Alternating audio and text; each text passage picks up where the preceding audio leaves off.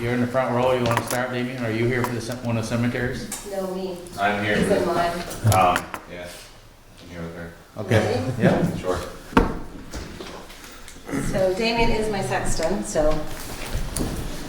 Hi, for anybody that doesn't know me, Paula Boomhauer, the president of the North Fairfield Cemetery Association, up in the area of the Chester Arthur birthplace, overlooking that and the church on the back side. So you have a sort of idea of where we are. I took over in 2014 when there was some problems, and we had only $678.66, you guys remember that, left in our checking account when we came across what was going on. Family mowed it for a year, Damien and Brian and a bunch of other people. Myself was involved, of course, and we mowed it. And then we just, Amanda approached us and said, do the historical part of it and everything, could we help you? And that's how I got partnered in with you. And we came to the board and you were more than generous at mowing us now. And so you do our upkeep. I understand you'd like to know our board is a full board, a working board. I'm the president. I have to take dual parts right now because Shirley Parody was our treasurer, and of course with everything that's happened, she's not active right now. Pearl Gilbert is my vice president and the secretary. At the same time, she doubled up. Damien's my sexton, and I have 3 directors, David Button, Damien, and Shirley. I don't know what you want to know from me. You want to know what I have now, of course, I'm sure. Our checking account went from $678.66 to $2,372.78, which is amazing when you think of what we went through and what we had to overcome to keep going. Most of that is, I had 2 donations. One was $100 and one was $550. The rest of it was sites that were sold. I'd love to say that we're rich with sites and we could pull ourselves up by the bootstraps and be $30,000 again someday, but we only have about, and Damien and I were talking about this, I think 30 sites approximately left to sell.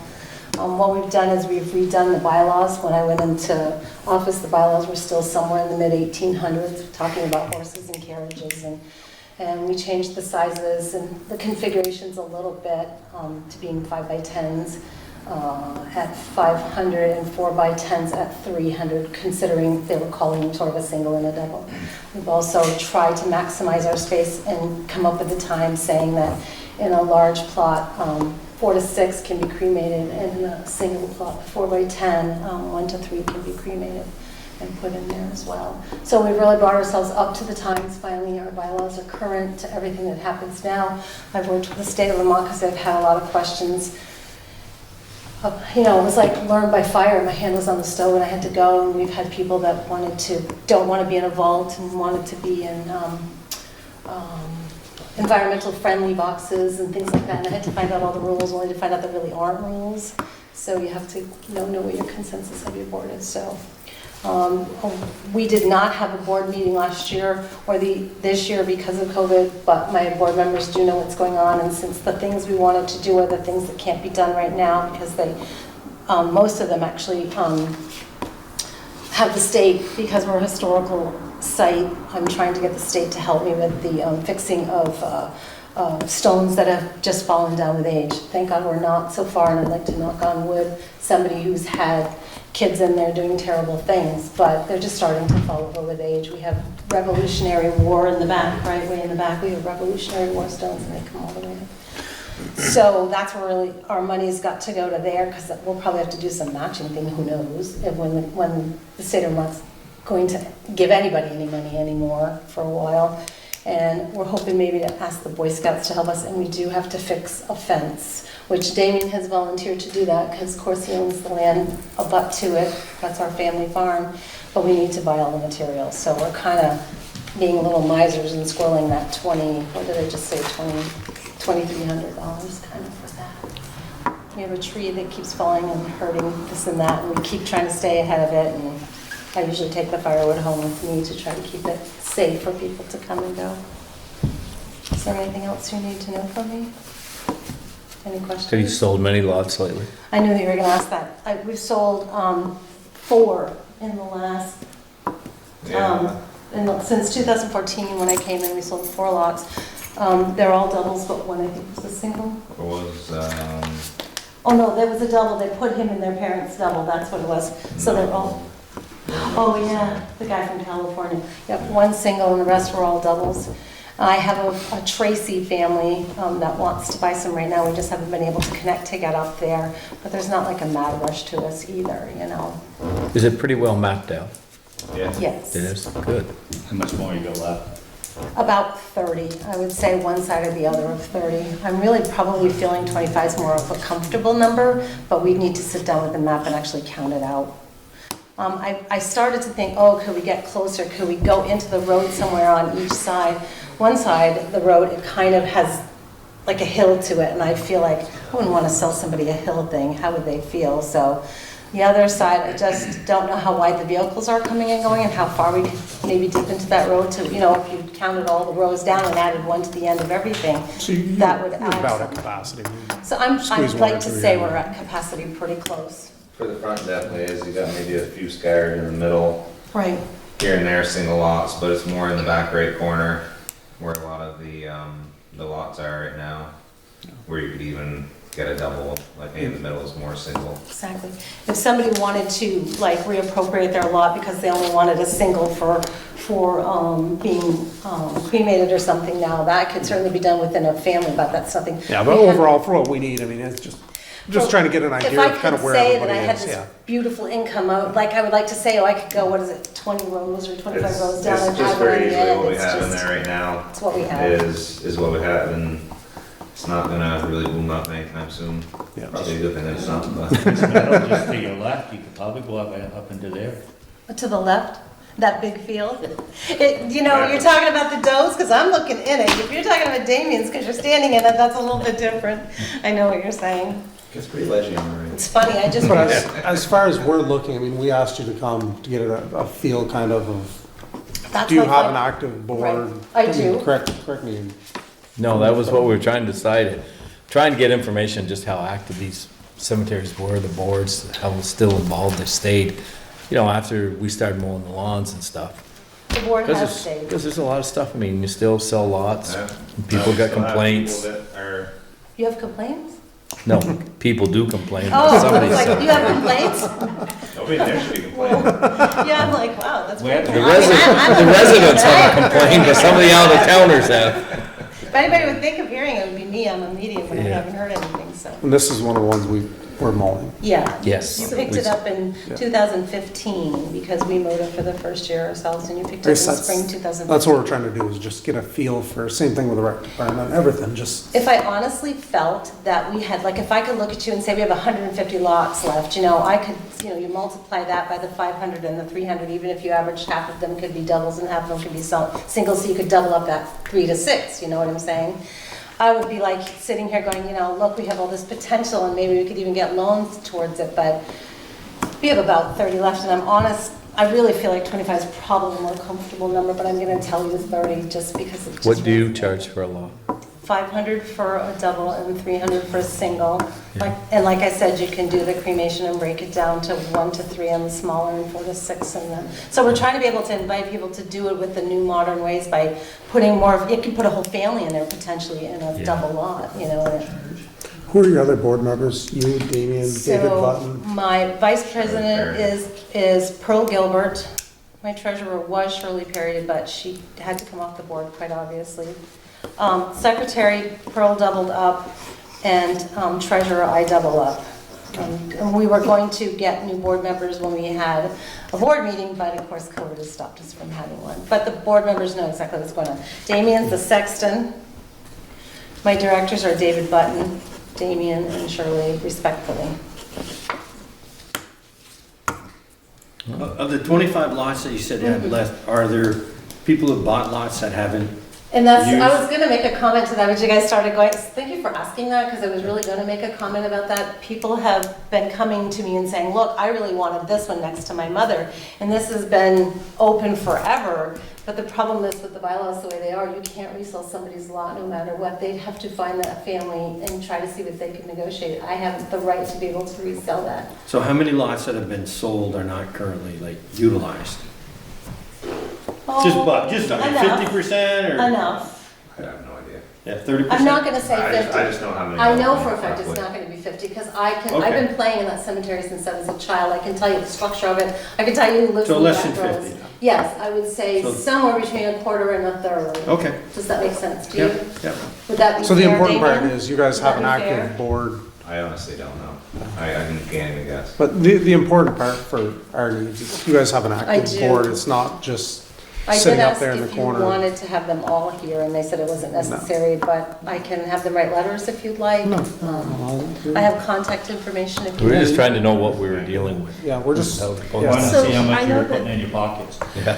Not much, to be honest. We're proud that we're up to 2,300 and change, because when I started at when you realize we started years ago at 30,000, and then I walked in at 678.88, my heart hit the floor and said, how are we gonna do this? How are we gonna whatever?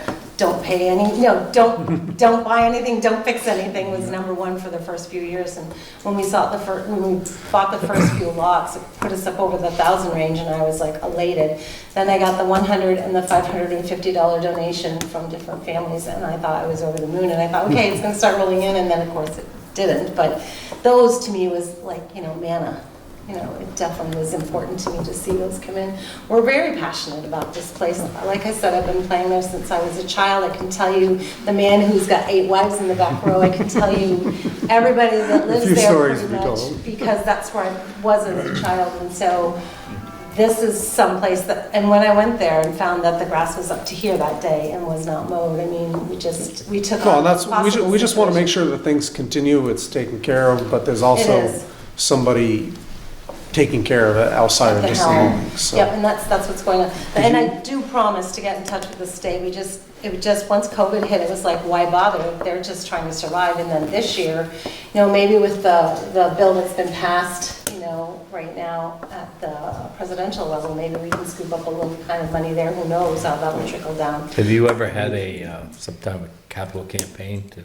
Well, I don't know if you remember, we talked about doing that when I first presented to you back in 2015, and we talked about setting up small and larger things, setting up a booth at town meeting, and having some stuff that we could do there. We were going to do a lottery where they weren't using their plot because their family wasn't using it, and they were going to offer it up, and they were going to do raffle tickets to do that. And you guys just were like, and I remember specifically because I was ready to go to the town meeting, and you guys were like, no, hold off. We don't want to bring attention to you at this point. We just want to do what we need to do. And Right, I didn't know if you could do one with like your mailing list or the people that actually own.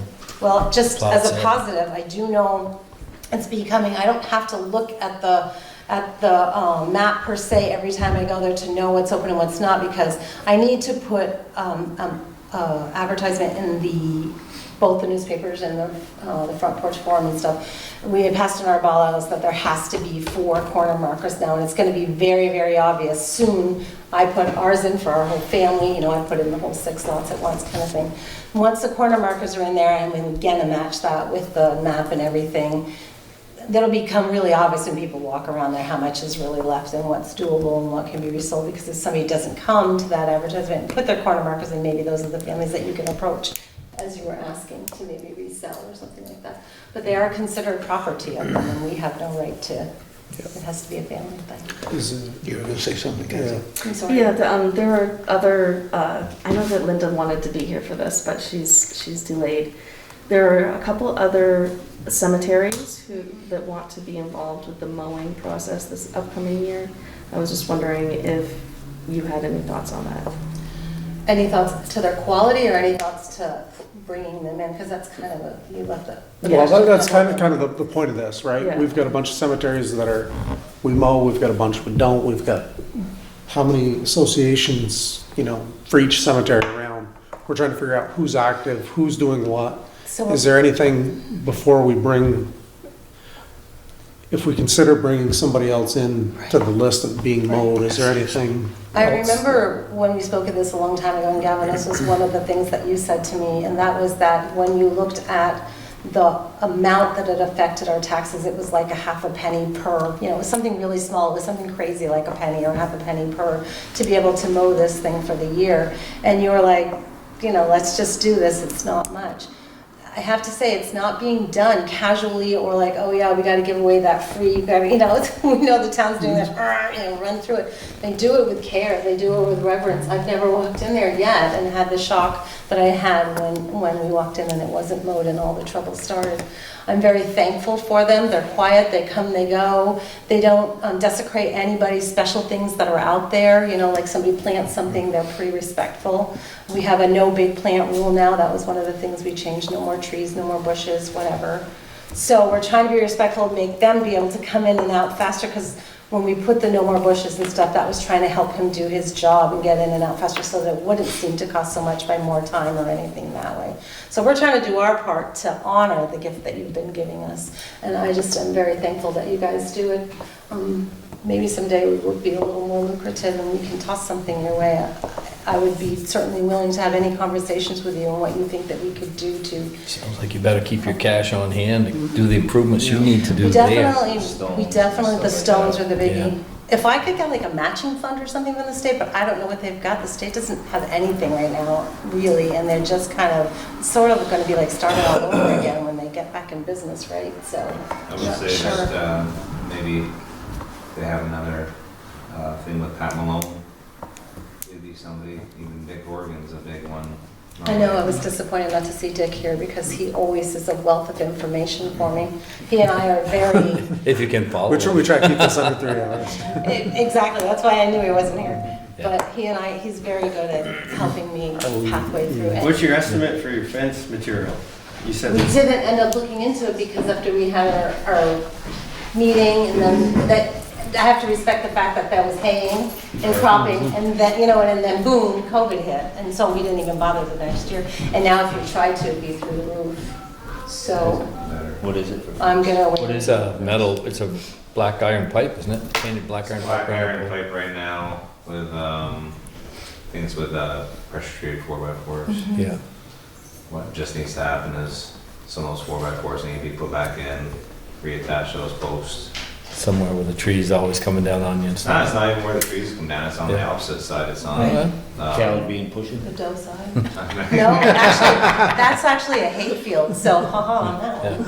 Yeah, Well, some people put them in the car, you no, The deer would probably push it if anything else. but, I mean, it's just a project that's gonna take a few people and Yeah. getting the post in and.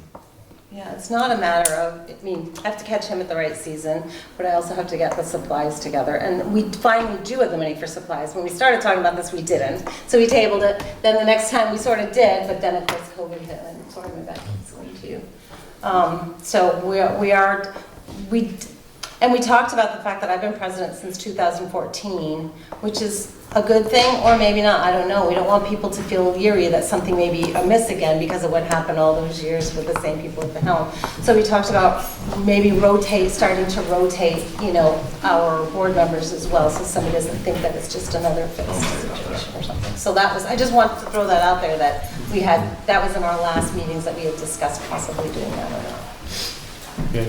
Thank you for all the information. You're welcome. So we're still dating? So far. Okay. Thank you. Pardon me?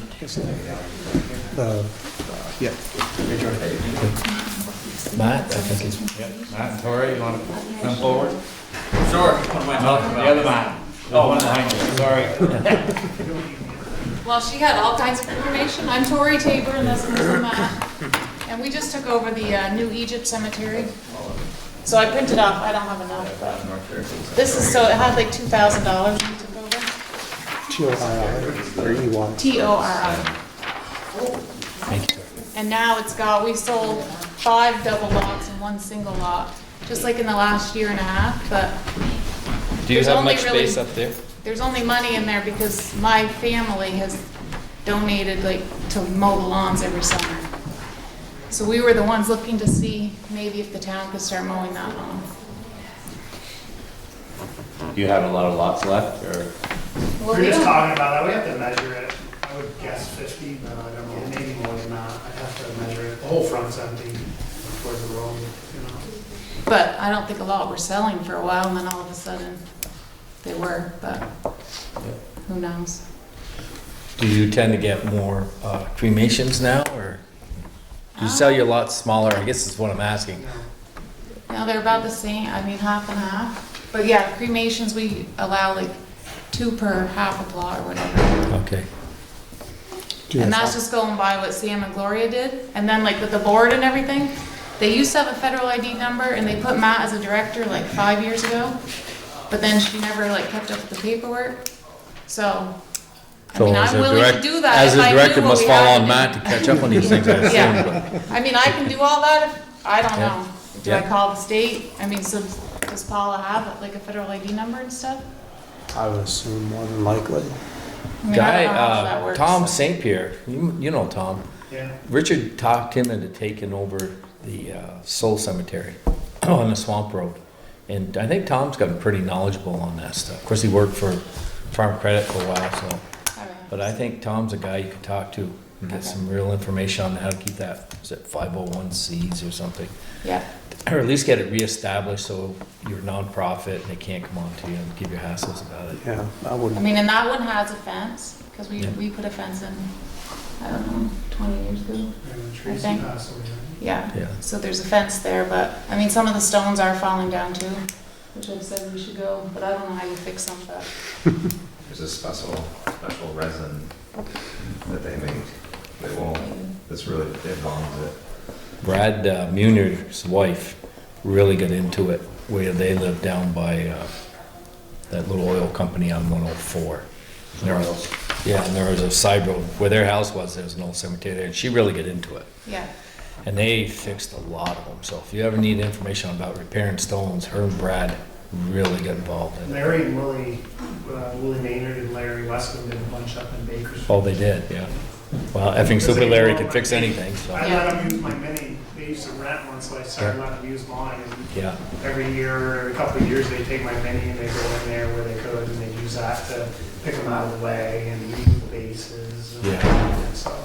you know, we don't mind paying for the lawn right now, but we like it, because Gloria used to only mow it like every now and then, because there wasn't a lot of money in there. Yeah, And we didn't like driving by and seeing it. yeah. So we don't mind paying for it, but we're just worried about someday if So- we can't so pay this for is- it, so, you know, This is what you guys have that's paid so to far, Liam. just since we took over. But we paid for it before, we used to do Gloria. And that's its own association, or has been, right? Yeah. It's the whole thing. It's not, is it affiliated with any church or anything, or is it just a, I don't think so. yeah, just a- So he's alone. Yeah.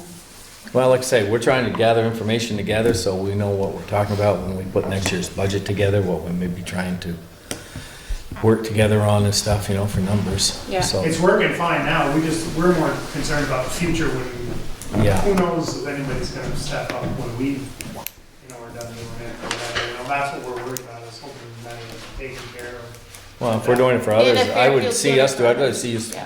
donate your money to fixing all those stones, to be honest. Right, that's why when I Yeah. heard Fairfield was mowing other ones, I was Yeah.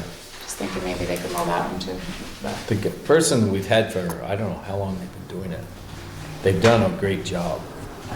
People are always seem pretty pleased the way it's mowed, kept mowed and taken care of, so, And Leon Bushy's been doing that one now for a few years. yeah. He's been doing a good job. Well, I appreciate you guys bringing this information in, but again, you should probably see if you could get that, reestablish your numbers and all that stuff. Yeah, and I'll talk to Tom St. Pierre too. Yeah, because Find Tom, out. I think Tom is, And Dick Corbin. yeah, Dick. Dick's kind of I kind of got the impression, listen, you know how it goes with Dick, you talk to him and there's 3 circles and you're trying to figure which one you're in. But, Keep him on track. yeah, but I think he was trying to get Tom really involved in it. So I'm sure Tom got himself informed on what was required and necessary. And again, Paula, she must have all the paperwork also. Yeah, it sounds like she knows what she's Yeah, talking she about does. too. And you guys have like a map, so what do you have for like a, I just have this old book and I'm trying to make like a spreadsheet of So all they the. actually have a map that's rolled up on a dowel that's, as it has gone through its, from row 1, and then I think that there's 12 stones across. And it'll show the name if somebody's bought it or if there's currently a stone there. So then as it goes down through it, it'll also tell the size of any lot that's left there. Oh, yeah. Are So those that's more than what we records here have. in the town?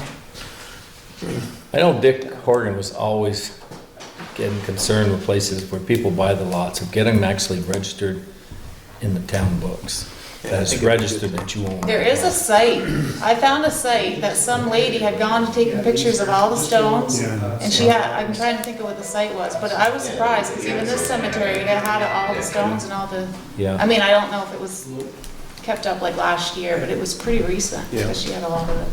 Yeah, because I know that was a big thing with Dick. He wanted people to, when the lot was sold through the cemetery association, that they actually got it registered in the town books and stuff.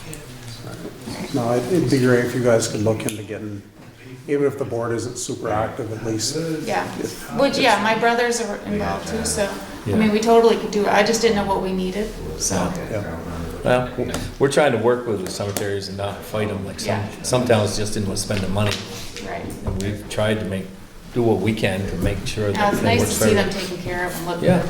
good. Well, you're hoping years later, somebody might take care Right, of that's yours. what I'm hoping when I'm gone, I want somebody to mow the lawn. Thank you. Thank you. Thank you. There's a guy named Tom Carroll, he's with the Vermont Old Cemetery Association, and he knows how to do all the repairs and everything for the stones. So he uses a product called D2 to clean the stones, and then he's got an epoxy that he recommends and everything like that. There's a lot of guys around that, if you ask the right questions, you'll find somebody like that. Yeah, The epoxy we were talking about. Yeah, so he's a good contact, and Dick gave me his info, and I've been talking to him too, so if you guys want his info. Tom Carroll, he's with the president of the Vermont Old Cemetery Association. So do you have this information? I do, I'll pull it on my phone.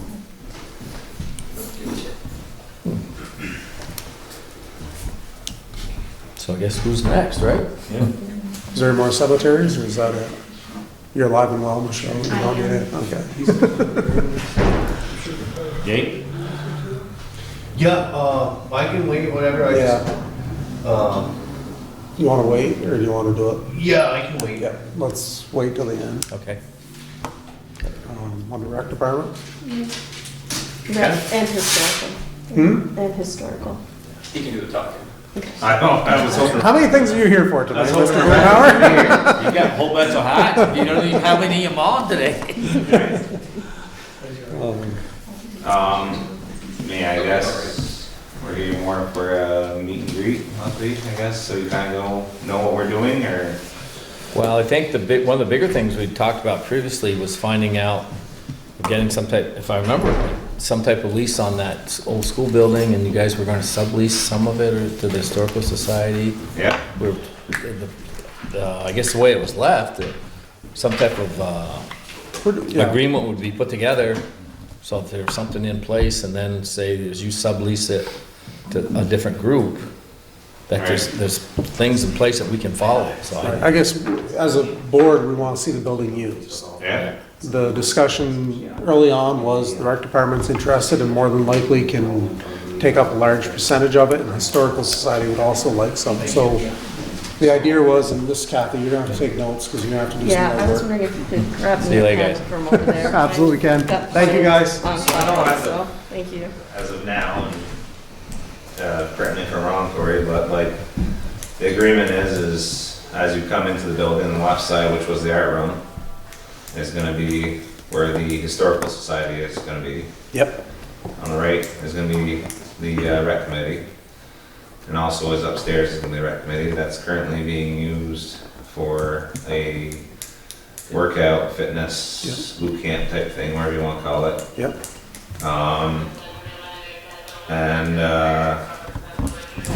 And I think that down in the basement, you were gonna bring the stuff that's down here. Yeah, I don't know, we haven't really decided yet. Yeah, you decided. Kind of. Right, and that's the beauty of it. We don't necessarily care, and it's developing and working, but in order to move forward, we wanna make sure, A, you guys know who's got what room. So if we wanna write it up that, you know, room 1 and the upstairs are our rec department, and room 2 in the basement are historical, that's fine, but I think we just.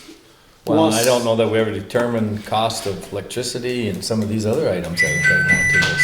How are we doing this? Right.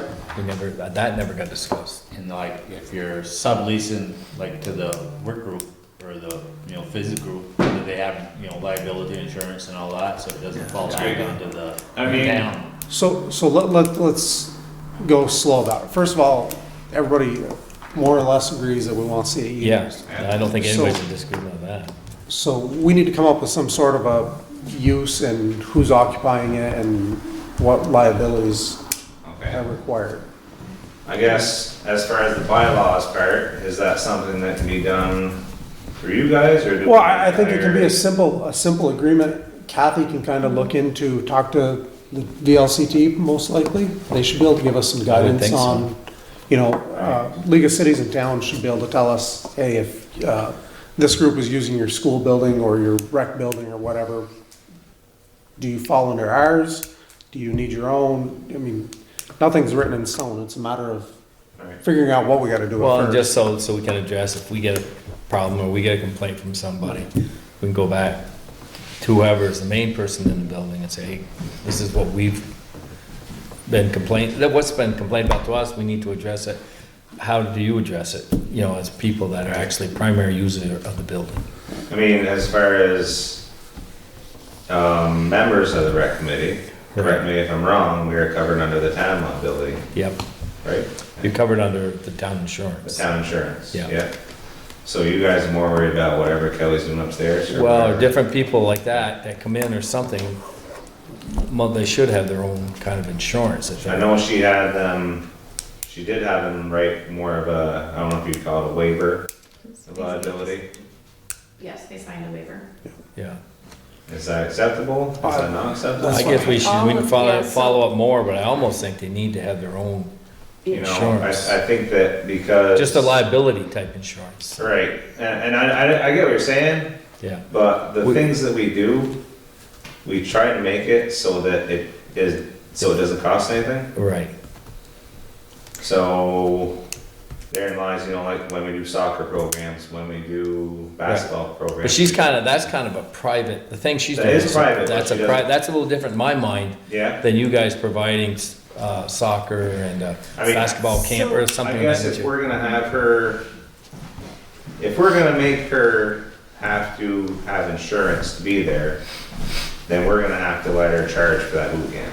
So I wanted to just mention that the Recreation Department has a hold harmless waiver that they have all of the coaches, all of the people who are volunteering, all of the parents of students, of children, sign before they can participate in anything. So that's one thing that you're doing. I don't know if it's enough, but it is something. Well, I guess that's something we need to find out. Right, and I guess my point is, before we jump to what it's gonna cost or what we require, is all of us agree that the whole world is full of Sue Happy. Let's look to the League of Cities in Town, just see what other people are doing. Is it a once a year $500 policy that covers all the users of the building? Is it all under our policy?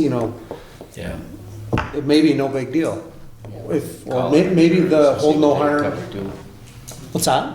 Call our insurance and see Yep. what they cover. And Or maybe the hold no harm, this is a nonprofit rec building, is enough to cover it. I'd rather ask the question now than Yeah, later. as far as what we're really trying to do is, so for years we've had, we've done doing these programs for the kids. And there has been people that complain, well, it's not just for kids, it's for the whole community. So now we're really trying to reach out, this summer we had like a cornhole tournament. So, people of all ages could come in. And then this program here is just another thing to reach more than just kids. It's, Has Kelly had a fair amount of, she's had. She has regulars. really? Like 5 to 10 or? I would say in that bracket, I mean, Saturdays is more than that, in and out, because Really? she does that 9 to 2. right? No kidding. I think it's a great thing. I think it's, otherwise. Well, the place I'd sits rather on it the- happen than see the building Yeah. sit there and kind of slowly disintegrate. Yeah. So Yeah, that's I'm happy definitely to what look would happen. into Yeah. what kind of insurance makes sense for this kind of program. Yeah, Just, I mean, and can you draft, I can grab some. just, so ideally, you got rec department. Do we want to do it, the rec department has the building, or do we want to, and you sublease it to historic, or how did we? So the- Originally, we'd said they had the primary They would be the primary And ones then we dealt with. we would do like $1, Yeah. $5 a year Yeah. Right. rental or whatever. And we're just looking for, in 10 years, when involvement in rec department slows down, we know Got kind of something, who's, just, So in the, at this point, you're a a 501c3, Yes. correct? Okay, and the rec department is covered as a municipal program. Right. So, that means following open meeting laws and creating, making sure that the committee has the people that you need on it, and having a clear direction from the select board. And then it would make sense for you to be the sub-lacey. I mean, we're trying to get, we're getting like a few more things, I would say, every year when you, I mean, Correct. Yes, that's the goal, is to bring more programs to the entire community, to realize that we're here to bring programs and support and just different opportunities. I mean, we've done, I think this is is this third year, second year that we did, the second year, I guess, that we did the Halloween along with the trunker, I think it's the third actually. Third year. But, and I think this, so this year we're gonna do something a little different than the holiday party at the, that we've done for the previous 2 years. We're just gonna do more of a festival of lights type thing. Since we have the building, we're gonna decorate the building kind of a festive way, go from the library down with lights, just to kind of, Yeah. you know, Sounds happy good. holidays. We're still planning on, if we're able to, and things can calm down with COVID, we're gonna have basketball. We didn't get that last year. I didn't realize until Kathy gave us kind of a printout of where we're currently at right now for money, that apparently we pay for the porta potties for here and down in East Fairfield. That comes out of comes out our, of your budget. yeah, that comes out of our budget, and that was $2,000 this year for that. I think the utilities will really kill you guys for the common school if you would have to pick up that, and especially for us, because we're not on town budget, that would really hurt. The internet we get for free from the library. We don't use a lot of electricity, I would imagine. Well, the heat, obviously, I don't know what the heat bill will The be. heat is in excess of the budgeted amount. Quite. Is there a way, because I know there's like 30 grand for the common school fund. Mhm. Can we run that utilities out of that fund possibly? It is coming out of that fund. It is, It okay. is directly coming out of the common school fund. We Got a don't- couple years out of that we then. don't know. Well, yeah, and that's kind of been in place to do repairs, like when the boiler blew up several years ago, we had money in that fund to replace that boiler. Mhm. Like a few years ago, they had to, what was it, the septic they had to deal with or something, there was, And then water, there's a $50 charge twice a year. So I looked into that. There was a question about why are we paying for water if we don't ever use the water? It's just a flat rate. The bathroom probably been used more since she's been doing the class. I flush it, Yeah. I flush it every time I go, just in case. Just for fun. Keep the water moving. You know, We're doing upgrades on it too, like, on our side of the room, we sanded the floor. We're gonna refinish that, and then we're gonna be painting, spray painting, the airless sprayer, the walls. okay. And then I think the upstairs, that's getting kind of done slowly, so. Well, I believe the lady that's doing the yoga in here, Molly, I think her name is, right? Mhm. I know her and her husband have expressed interest in tearing that carpet up. I guess her husband is recently retiring here pretty soon, and she's nominated him for sanding that upstairs. So I guess as far as if they want to do the work up there, if they yeah. want to do the sanding, airplaning, painting, all that stuff, is that just another thing where we have to get them to maybe sign something saying that while they're working on it? I don't think so. I mean, I think that was one of the things we wanted to do, is like any upgrades you were doing, we just wanted to kind of know ahead of time to, just for liability wise, or in case, that's an old building, we don't know what's there. Right. Could we maybe add a maintenance plan in the agreement to these guys? Yes, that'd be a good place to cover that. And then we can put a timeline on it too, like, 2023, do a structural engineer review. I don't know, it had one done in '99, but, Probably. Let's just, Tori in the did send this to me. base It might be agreement, helpful let's at this talk. Let's you keep it know, real simple Yeah, and yeah, cost but- effective. As far as, if you wanna do any topical Yeah. painting or, you know, Yeah.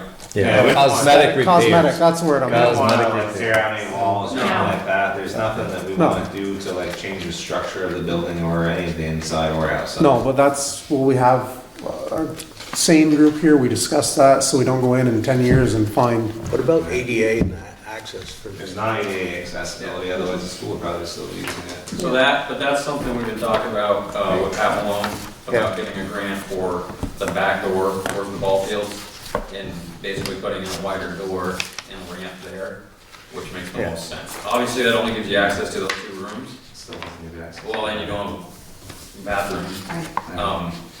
But for temporary use, and I tried to explain this before, but if, as long as you're making improvements, gradual improvements even, towards ADA compliance, you're technically in, your per Vermont code. So if we're applying for grants and we're trying to widen doors and put handrails in and stuff like that, we're doing our diligence, so there's not like a legal issue with it. That's good to know. But I think the cost to use the upstairs or downstairs would be That'd be crazy. crazy, so, it would basically be those 2 rooms that we're working towards. And Kelly actually has been,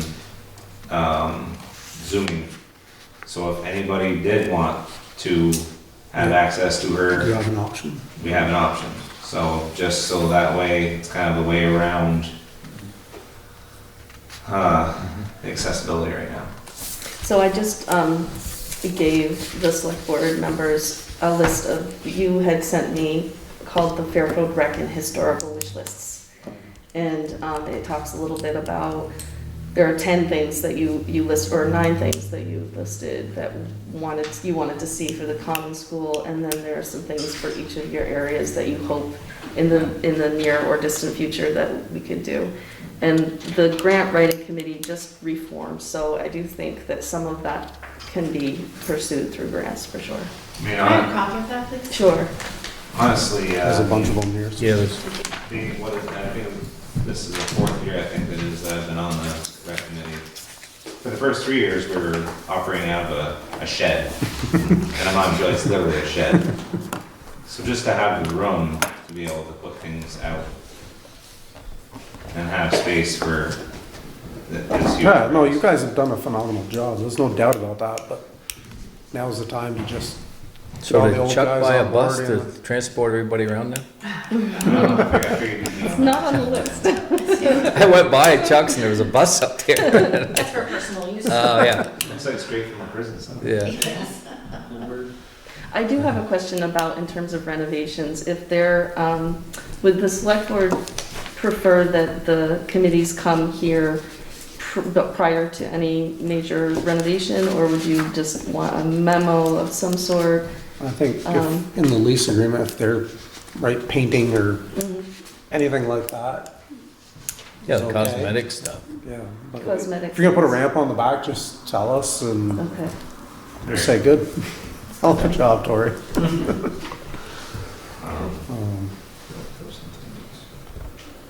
Yeah. I know a couple of good structural engineers that if you probably twist their arm pretty good. Yeah. I see it's number 10 on the list, but Yeah. if there's any concerns for that, that'd probably be easy Alright, to get a kind of a walkthrough.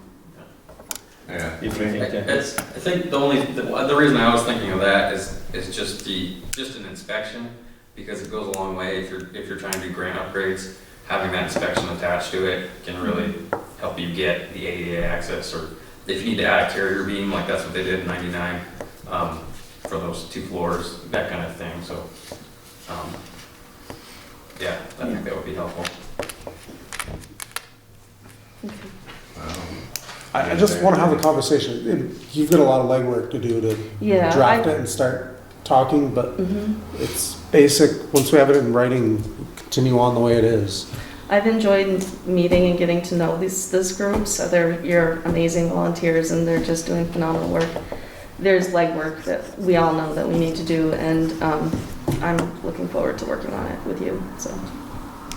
I'm not gonna lie to you, all I really wanna do is just go and do stuff. Coach kids Go and not deal with us. Not deal with this, honestly, yeah. I know. At least you aren't doing it out of a shed now, so. Yeah, You moved up, Damien, oh yeah. moved up. So, I mean, we definitely greatly appreciate that you guys are allowing us to be in there and, you know, we're not trying to be a hindrance at all or, you know, it's more, we're just really trying to reach out to the community any way we can and just have, you know, good times with the kids or older people or just, you know, whoever wants to have a part of it. Yeah. Gotta find some geriatric activities. Yeah, I think the primary Didn't motivation, move that fast. the primary motivation was just how can we you know, increase our support, collaboration, and communication. So there was just, I think, you know, just a yearning for like, hey, what are you guys thinking and how can we help? Yeah. And, you know, this is probably every 6 months or certainly once a year. And there probably should be some, I grew up in another town and the budget, we had a separate department, separate line item for the voters. And that always passed. And school budgets didn't, and our municipal budget didn't, but the rec budget, so, you know, it's gonna grow. Right. People are looking for more and, I Yeah. mean, it's inevitable and right now it's structured this way and you can fish around and get some best practices so that everyone's, Right. you know, the one theme of the board is they're gonna make sure that there's something crazy happens that, you know, we're not sitting here going, you know, one of these. Well, if there's a break Right. somewhere, that Right. you can put the brake on and say, wait a minute, we need to stop here for a second, and reflect on this. I guess honestly, as long as we're able to, I mean, we have obviously jumped up from the 2,500 to the $10,000, Yeah. but as well as all of you guys know, $10,000 doesn't get you very far nowadays. No, that's why when that saying with St. Albans on that, that's rather the money stay in Fairfield, and have some programs and, And because this way all the kids get a chance at it. I mean, we had, very first day, I think it was, of soccer. I mean, granted, it peters out back and forth, but the very first day we had like 69 kids Yes. Yeah. for soccer. That would be handy, just to illustrate to the board, to the voters, whatnot. If you guys had some sort of a tally of how many Yeah. people, even if it's an estimate of how many people went to the trick or treat thing, just, Right. it gives context when we talk about it outside of here to other Right. people and, I mean, think I I mean, put it they're- in their report, you know.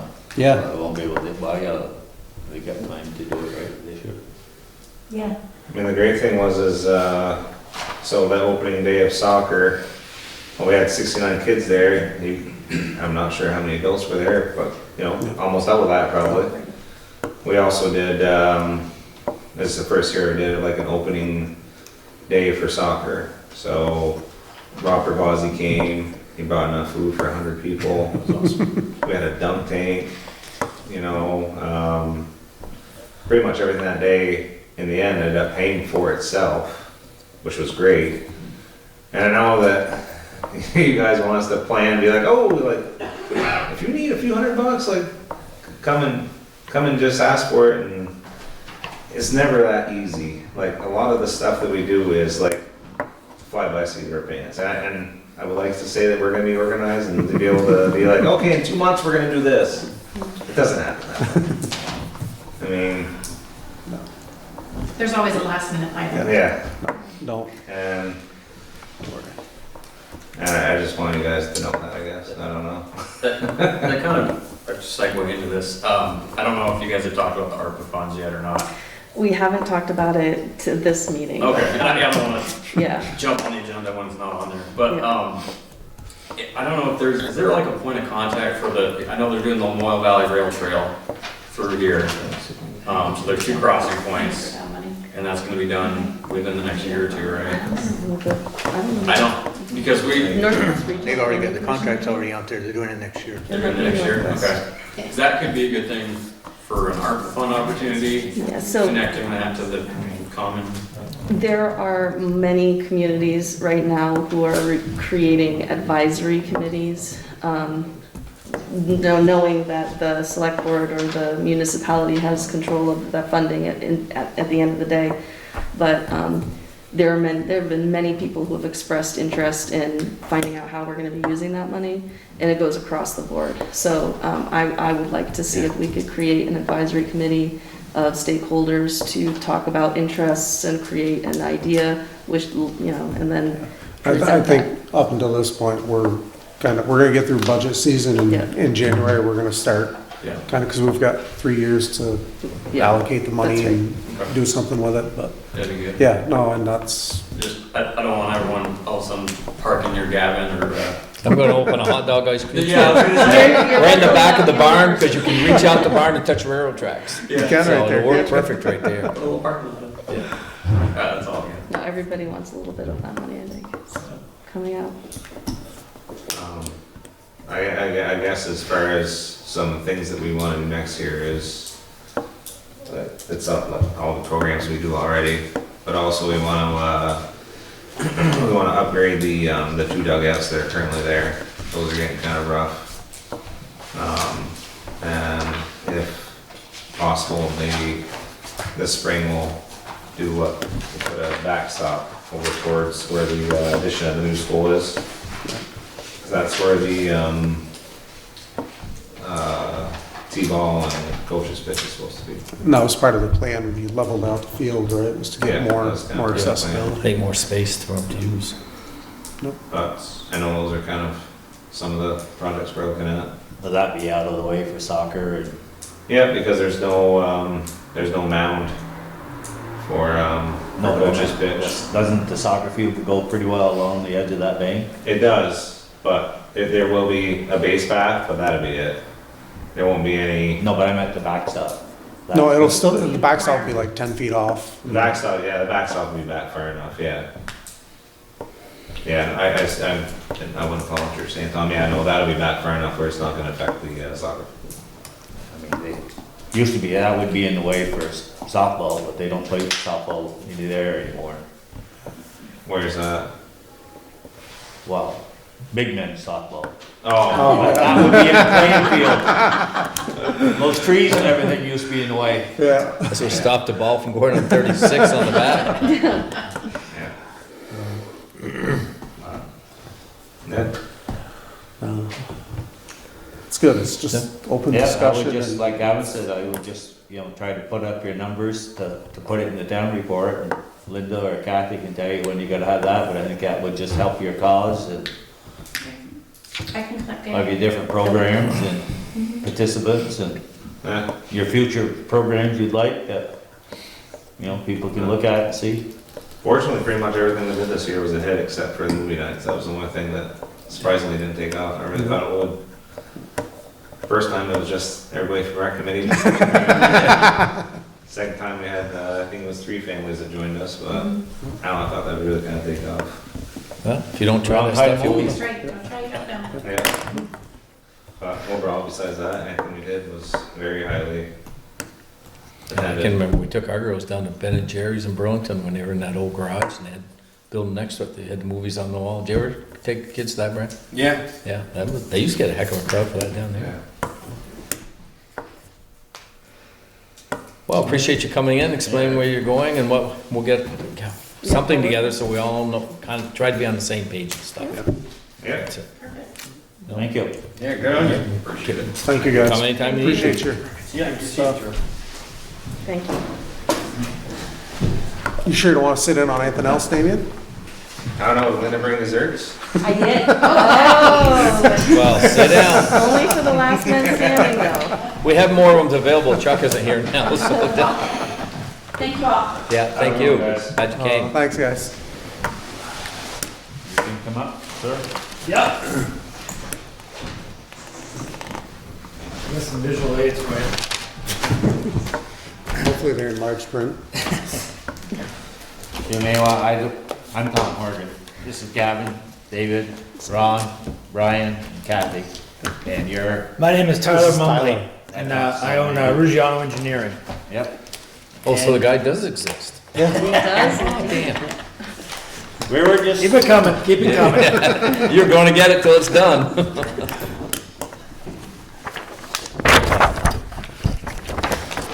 Thank you, sir.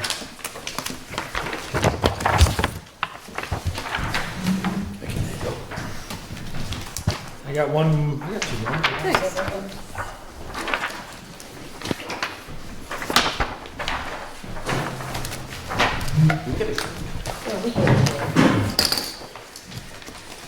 Come on, Noah. Mo's got the couch. He's Mo's comfy. got the whole couch. Jesus, I know how to read tonight, Tyler.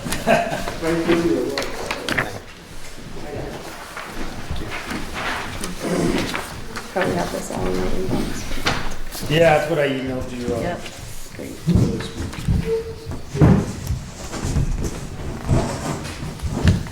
Well, yes, my name is Tyler Bumley, and I bought Erosion Engineering from Sam Ruggiano a little over 3.5 years ago. I don't know if you guys, some of you know Sam. And about the same time, I started an office in Morrisville Stowe area under my own name, Mumley Engineering. And unbeknownst to what I thought was going to happen, it really took off. Things have been really busy. So I haven't got to spend as much time in St. Albans and Franklin County as I meant to. And subsequently, Sam had stayed on.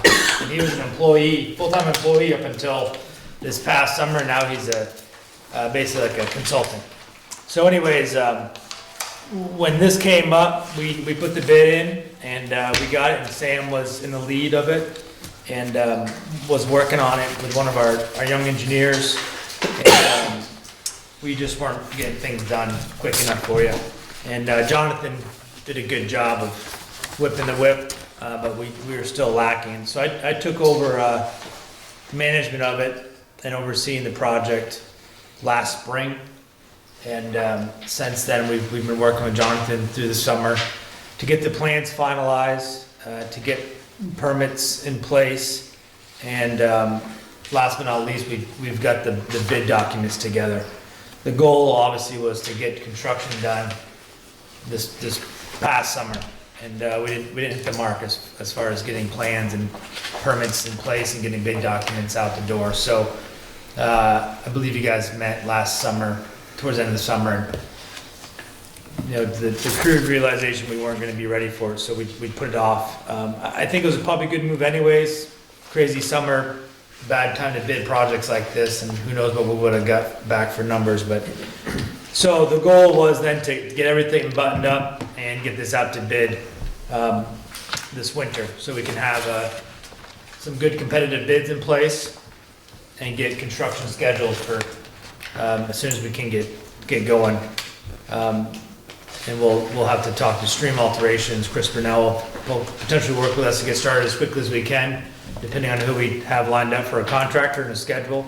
But so that's the goal. So right now the plans are basically complete, and the bid documents are ready to go with a few items of input from you as far as timing and what we're looking for, and we can go over those details. I can't speak for funding in FEMA. I know that Kathy's still. Yeah, where we are with the FEMA funding is that we need to provide them, they're ready to receive our bid documents. And I sent all of the information that you all have today to them. So as soon as we know who our bidder is, the contractor is, we can send that to them, and I'm not sure the time. I've actually not done a FEMA grant before, so I don't know how long it takes once all of that is into them, but they seem fine with just waiting and getting that together. So currently, all the permits are in place.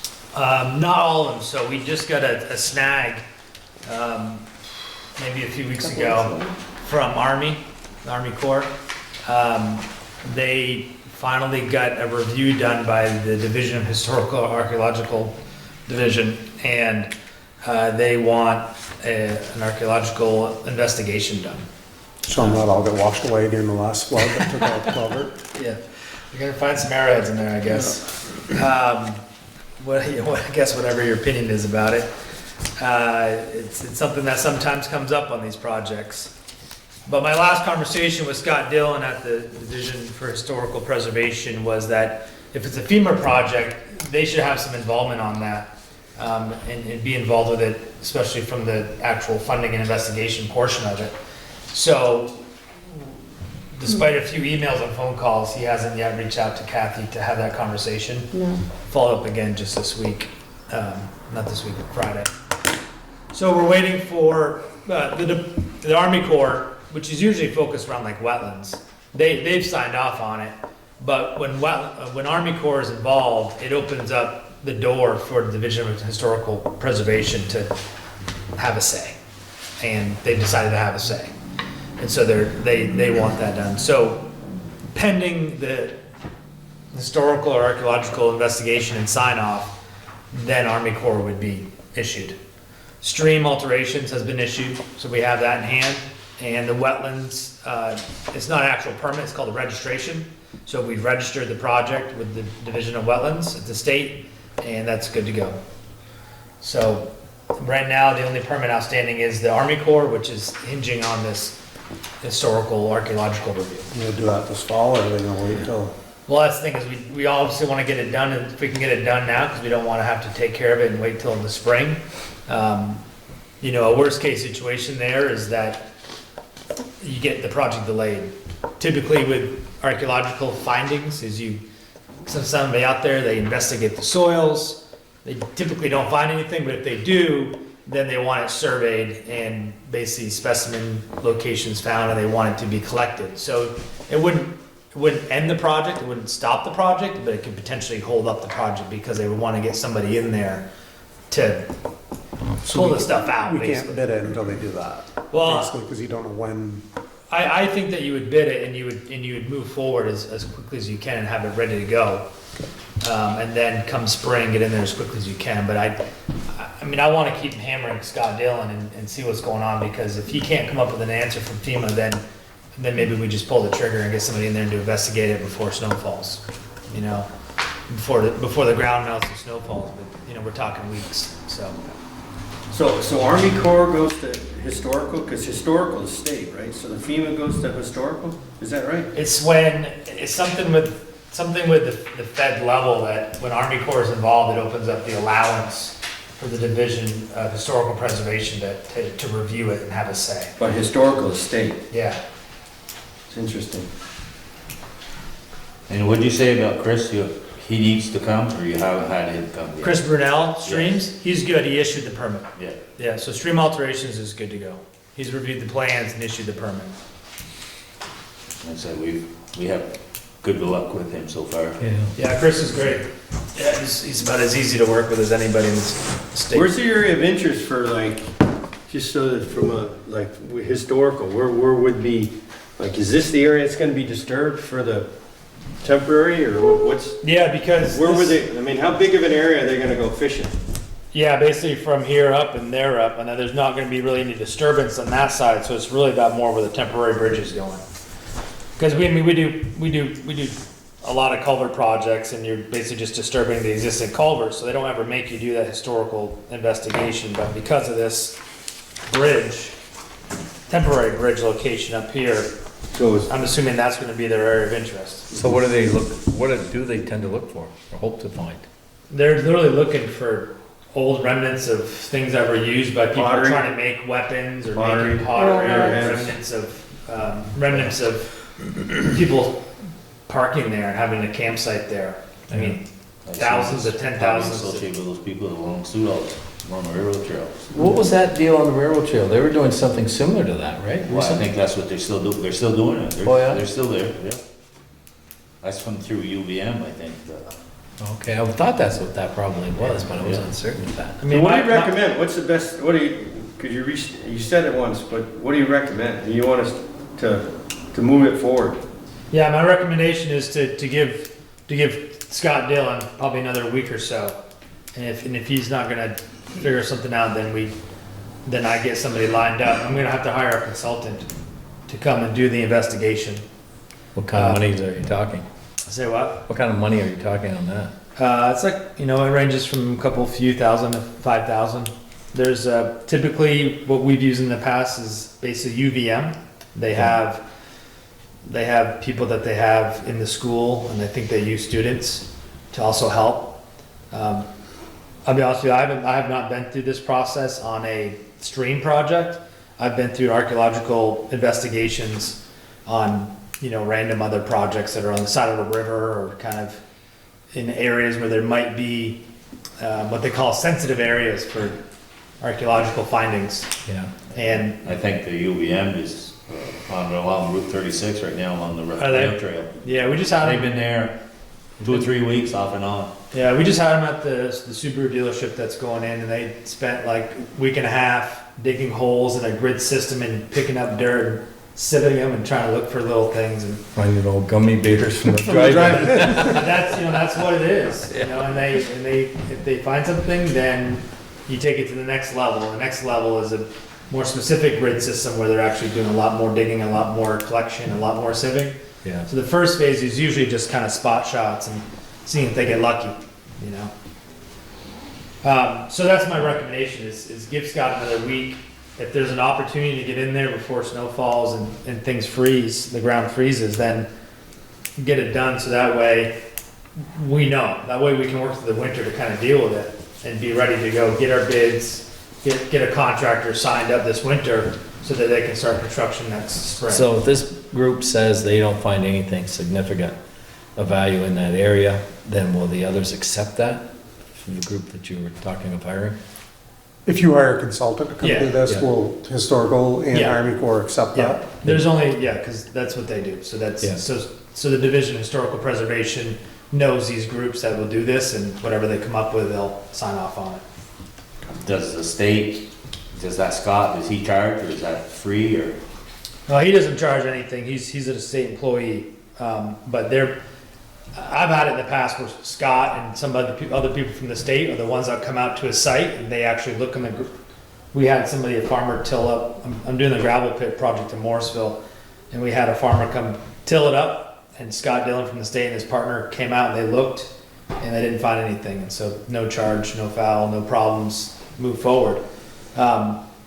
In this case, though, he's saying to us, Tyler, you guys need to hire a consultant to prove to us that there's no historical archaeological evidence.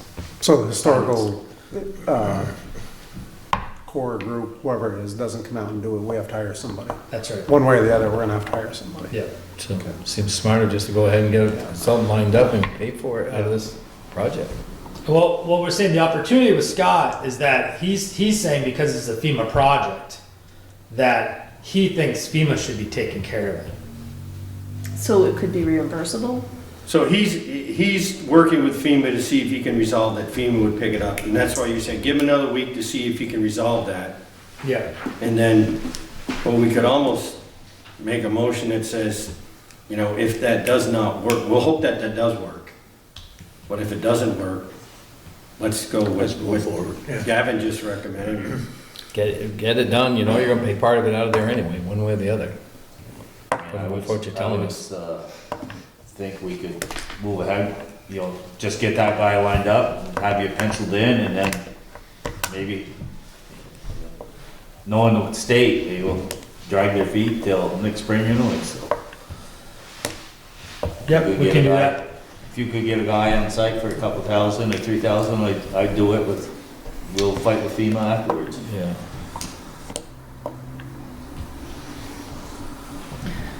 We're also. How big of a project is it? Is it Let's see. $750,000. $750,000? So, like the old cars used to be $100, everything's a $500,000 to $1 million now to fix a bridge.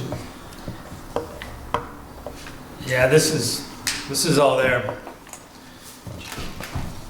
So, and also so we did the cost estimate, and we did the cost estimate last June.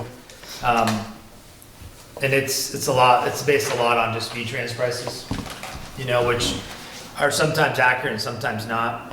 Examples like paint striping.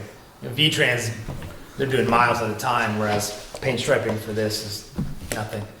So some of their prices have worked well, some of them don't work as well. It's hard to know for sure until you get the bids back. Plus, it's crazy times right now.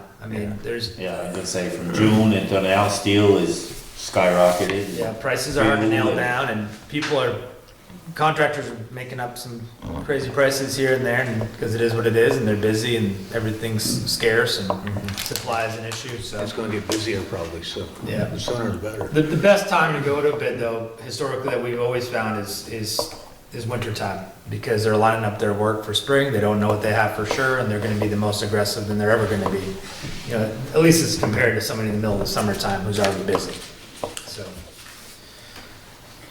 One of the things, so I can go through the plans with you, but, you know, a lot of it is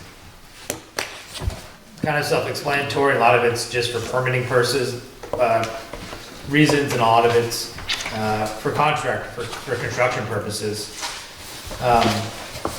The other thing we can go through is the bid documents, and there are a few things on here we would have to decide on before this goes out, like how long, when do you want to put this out to bid?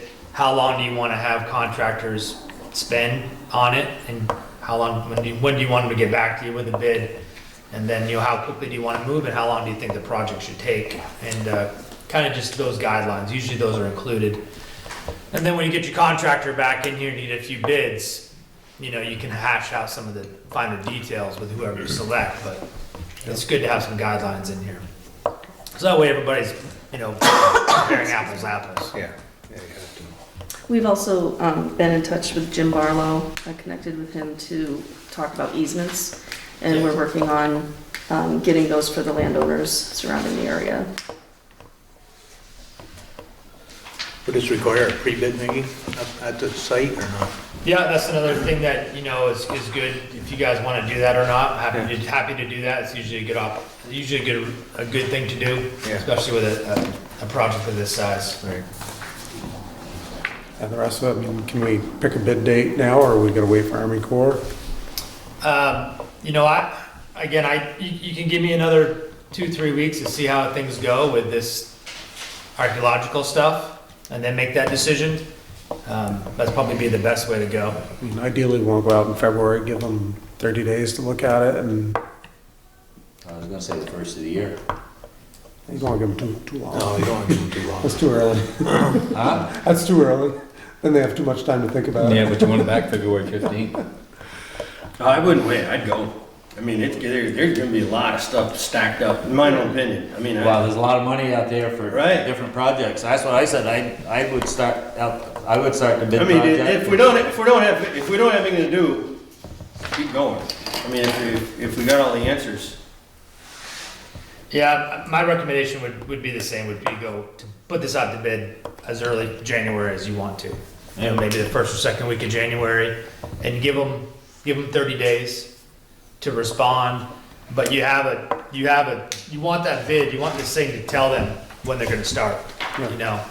And honestly, whether or not we have that back from the Division of Archaeological or not, you know, you might just move forward anyways, with expectations that we can get that stuff figured out in the meantime. Again, give me a couple, 2 or 3 more weeks to see if we can really put our thumb on that. Then we would know for sure, but. I'd say it's clear from listening that, to me, get a contractor to start digging holes, because there's gonna be 3 feet of snow before we know it. And then it'll be Where Brian May. came from, I've never seen 3 feet of snow look like that.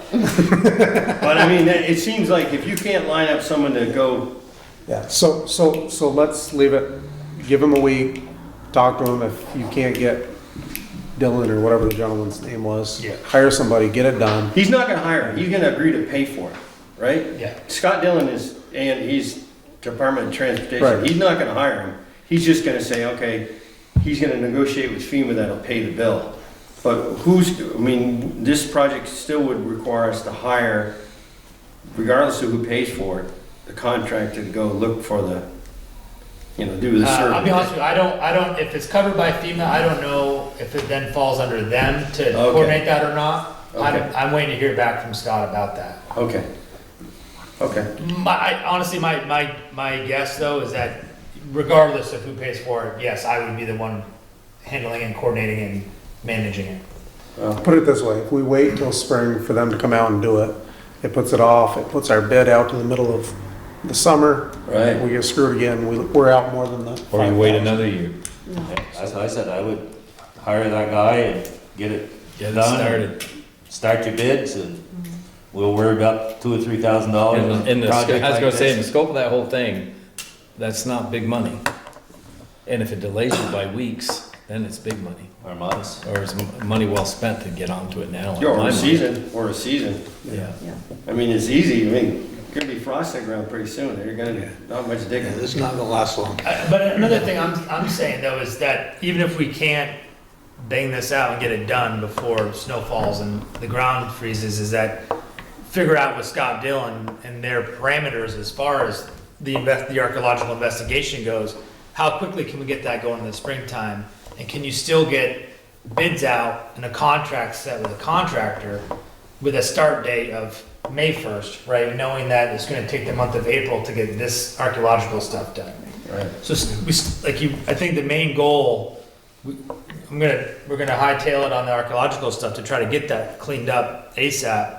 But the main goal is gonna get the bid documents out early winter so that you get competitive bids from contractors.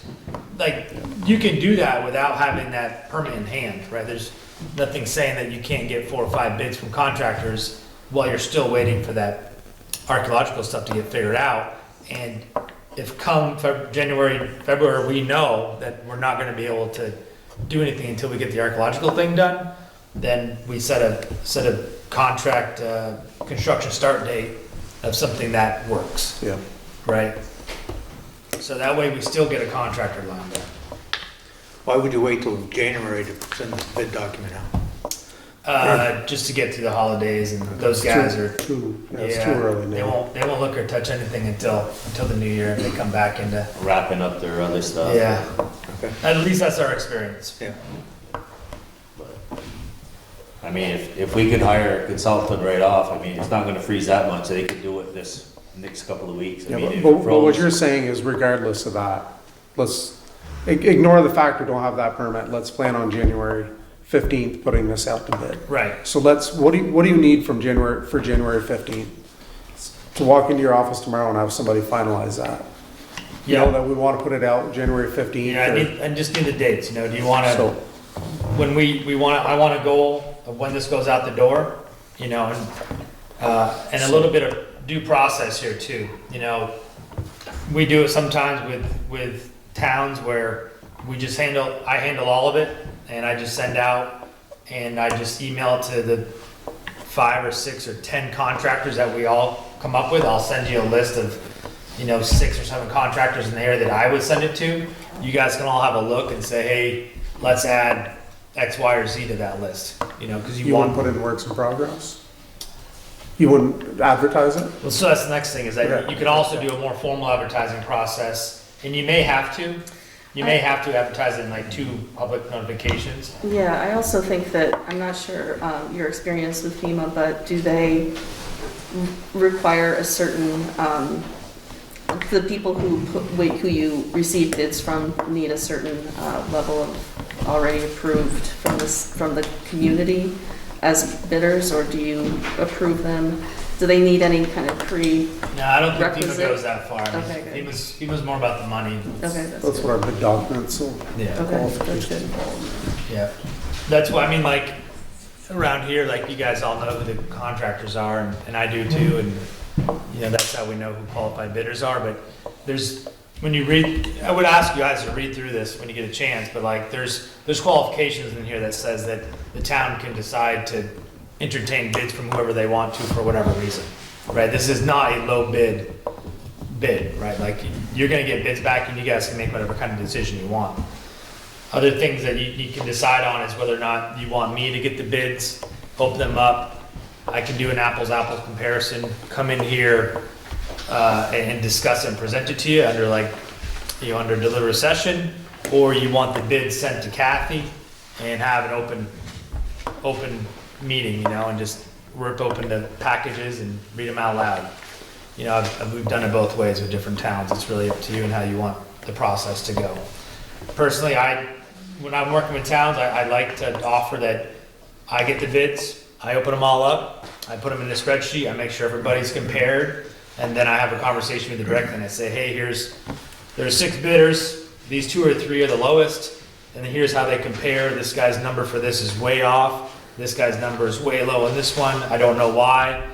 And then you guys say, hey, well, reach out to these two bidders and see why their numbers are so far off, and let's let's figure that out. Come back to me, and I tell you, and then you decide on who to use. So it's a little more. It's not as open and transparent to the public, but it allows you to be making intelligent. Better look at Make the, sure that we're comparing apples to apples. To me, that's the biggest thing, because these bid forms aren't perfect, right? I mean, you look at, everybody's going to kind of make some different assumptions under different criteria for what they're bidding on. And it never fails. You see some guy's number is like 3 times as big as the other guy's number for whatever, and you have no idea why until you call him up and he says, "Yeah, well, I assumed this or that," And if you guys know that, then you can be like, "Well, yeah, he's high by $10,000, but it's because he assumed X, Y, or Z." And, some people could be a little lower, they might have access to certain materials closer by than other people. Yeah, and you might want to know that, And you guys are gonna spend this much money on something, it'd be good to make sure you're making the right choice. So what we can do, because January is not tomorrow, but it's not far away, I can make a list and send it to you, Sounds good. and with what needs to be decided on, and my recommendations. And then I can either come back to another select board meeting, or if it's something you guys can do on your own, it's up to you, but it's not much, right? It's like, give us a chance to read through it, give us Yeah, a list of read what through you it. need, and you're gonna we'll, see that I left, the biggest one is gonna be advertisement for bids, and that's the second page. And it's, when do you want the bid to be due, and how long do you want it to last, things like that. Well, we can kind of cover that right now. Yeah, we can So do I think, that. I think, I Sounded think like there's a this- little disagreement, but it's It sounded like. January 1st, and then I'm hearing January 15th, but it's certainly like the first week of January, and I think we heard 30 days. 30 days. And May start. what else? Well, advertisement, yeah, I would say your list, we get a chance to look at a list, and then if there's a format that we can advertise, I Yeah, would say that no. makes sense to do that. yeah, we need to advertise it. Either, TV, radio, newspaper, or whatever Yeah, else. Messenger, Probably have to do and newspaper. county clerk, yeah. Yeah, I need to do like formal, I think I might do 2 formal advertisements. Yeah, What other, yeah, that's what I'm getting at. Yeah, well, actually, So we you'll do have for all 30 those days. If you guys are okay with it, then I'll have it sent to my office, and I'll open them. And like that day, I can get you the results. So one of the things we can do is I can make it due, on a Monday. That way it's due in my office by 3 PM on Monday. I'll put it together, and then I'll have the information for you that day before the select board hearing. Or I can just plan to come here that select board night. I'm curious as the way you explained, so for us to evaluate a bid, I would think that would be something that would be executive session, but you implied that some towns do it openly. But, You No, can I open- think if I'm gonna open the bids and then come here and present it to you, that should be done executive session. okay, yeah, that would make sense to me. Otherwise, you guys are gonna have what's called an open bid, and you guys get the bids, and you literally sit here and cut the envelope open Okay. and read it out loud. Okay, And then you would go into closed bid to discuss it. I'm just saying, instead of doing that open read aloud thing, it's better if I have it, I get it at my office, and then I can put together a spreadsheet that compares apples to apples, and then really be able to explain. what other questions do you have for us that you would need before you could resolve? How long we think the project is gonna last, and honestly, usually I throw in 60 days for like a culvert project, but this is a little bit bigger. Yeah. But, this is, you can put anything in there you want to, really. And the contractor's gonna come back and say, that's crazy, so, and I can get back to you on that, I haven't given that. Could you no ask- thought, but 90 days or 120 days or something I like could that. say, could you put that in the bidding process as to what their completion date could be, or their timeline? Yeah, well, usually what we do is we say, the project shall be completed within 90 days or no later than end of September So let's 2022. just go with the 90 to I would- yeah, I'd 120 give 'em- days, and it- I would say 120 days, because the more you give them, the less, they'll be able to bid it easier.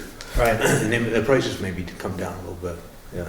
And the other thing is, like, like giving them a little bit of flexibility to get it through the summer. I mean, as Right. long as we get the contract and the bids in hand this winter and they're good prices and we get a contract signed with somebody that they're gonna do it this summer, you can give them some flexibility in when they're gonna start and when they're gonna finish. Right. You know, but you don't want them to start May 1st and finish in October, right? You don't want this to be a 5-month project. You want to narrow it down that it's only gonna be 90 days, right? But you can have that 90 days anytime between May and September.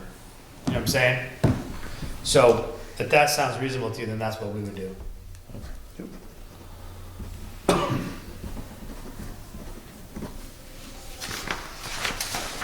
Yeah, it's some thoughtful way for us to hopefully resolve it before you go out, but this whole historical kind of question mark, you know, holding them with the fact that we've got a question mark on.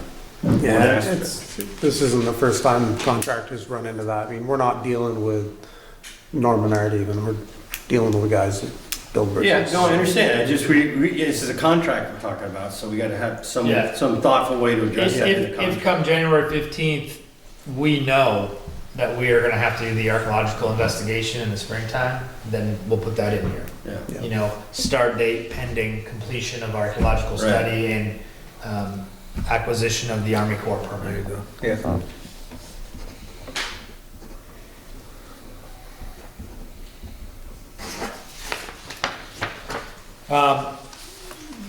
I didn't need to, like, that's what I needed for specific input, so that's figured out.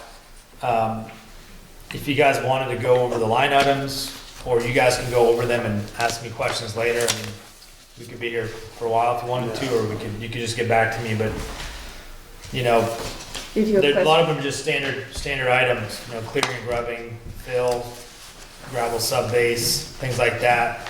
It's broken out into temporary bridge work, the actual site work for the bridge, for the new bridge, the structure for the bridge.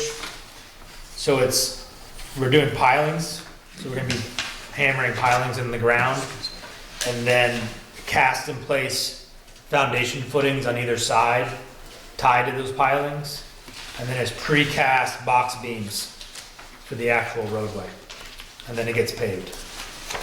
so the other option is that you could all, if you have questions, you can forward them to me and I can just forward everything, compile them and forward them everything to Tyler.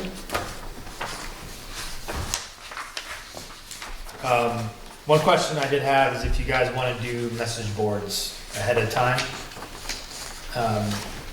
And sometimes the town has the ability to take care of that themselves at a reasonable cost and just get that up ahead of time, Or or do notification of landowners and residents, or does it have to be a message board? no, I just mean for like the traffic. You put it out there ahead of time Piece for of plywood up 2 in the weeks road ahead of that's gonna be time, said, closed. hey, there's gonna be construction here, blah, blah, blah, or you just do some warnings, Yeah. local Yeah, warnings and stuff. Work with Mo on that.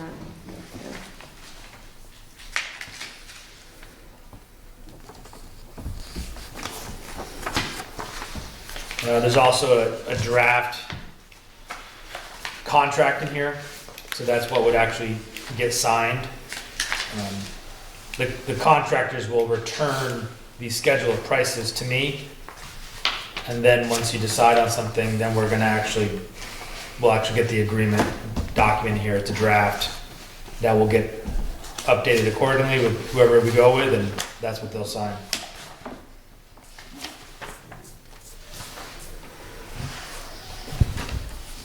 That's about that.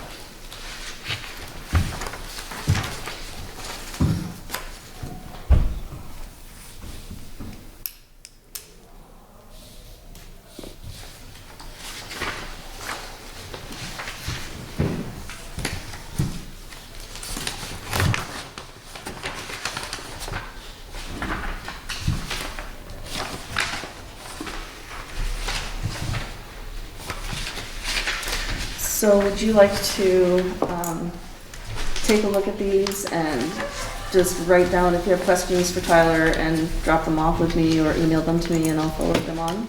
Just And compile at this them. point, it's in your hands. You're gonna take care of the wetlands, or the historical stuff, Yep. and January, the first week in January, we're gonna touch base and say we're ready to go to bed, or we could add this in and, I think maybe depending on how things pan out with Scott Dillon and the archaeological stuff, maybe come back in December. You guys have an early meeting in, or second, was it second Tuesday, second Monday in December? Yeah. Are you guys gonna meet then, you think? we'll decide that day, probably. We try to be flexible. We'll see how things go, and I'll connect with Kathy on that. See if it makes sense to come back and just catch up with you on how things are going, but otherwise, definitely plan for the second Tuesday of January. Okay. And we'll be going out to bid. So the second Monday is the 10th, right? So we'd probably send out the bid documents either on the 14th, probably the 14th, which is a Friday. Mondays are better for bid documents, so. You want to wait till that's... Well, send, that's what I'm saying, send them out on the 10th, On the 10th? 10th or the, whatever, either You way. guys have your select board hearing on the 10th, right? Yeah, So I could come back, one final, hey, this is how it's gonna go down, and then we'll just send them out on the 17th. And give them 30 days from there. yeah.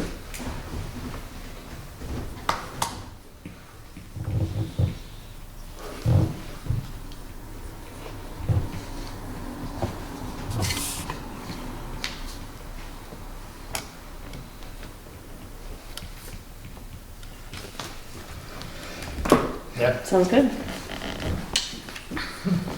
Thank you. Thank you.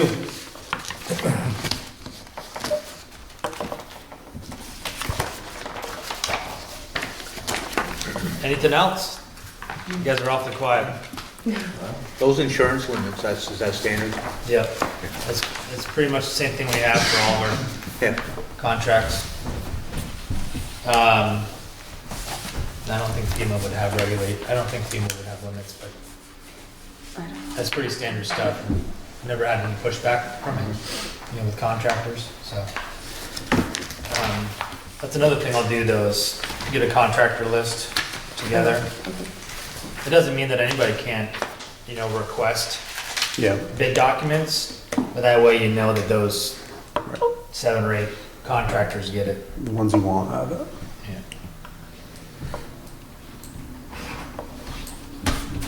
Very good. Thank you all for your time, Thank you, Tyler. appreciate it. Thank you very much. Keep up the good work. Thanks for coming. Push Mr. Scott. Nice to meet you as well, yeah, we've been. Now we know what back to and look for on forth. the street when we go down Fairfield, on Lake Street. Don't run me over when I'm driving across Lake Street. Not till you get this project done. Next two guys are sleeping. Sorry about that. No, you're good. I see most of the week back there, though. Now, you're in Marshville or Lake Street, are you in St. Albans or you're in So Marshville? Erosion Engineering is in Lake Street, it's in Albans, and then my office is in Stowe. Oh, okay. Mumley Engineering. Where do you live? It's at my house. In Stowe? Yeah, Okay. It's a good drive to Stowe from here. it's not bad. I'll let you know in about an hour. I was gonna say, I made it in about an hour, so. Can't get there from here. It's a bummer when the knob's closing. Yeah. Thank you. Thank you. Thank you. Yeah. Okay. So, Do you want executive session or you? Yeah, let's do that. I don't know what that means, but sure. So motion to enter the executive session. I'll make a motion. I'll second it. Oh, I gotta take notes on that. And for the purpose of discussion. I don't think I can turn this off until that motion passes. Oh, I'll second the motion to go into executive session for personnel. all in favor? Aye. Opposed?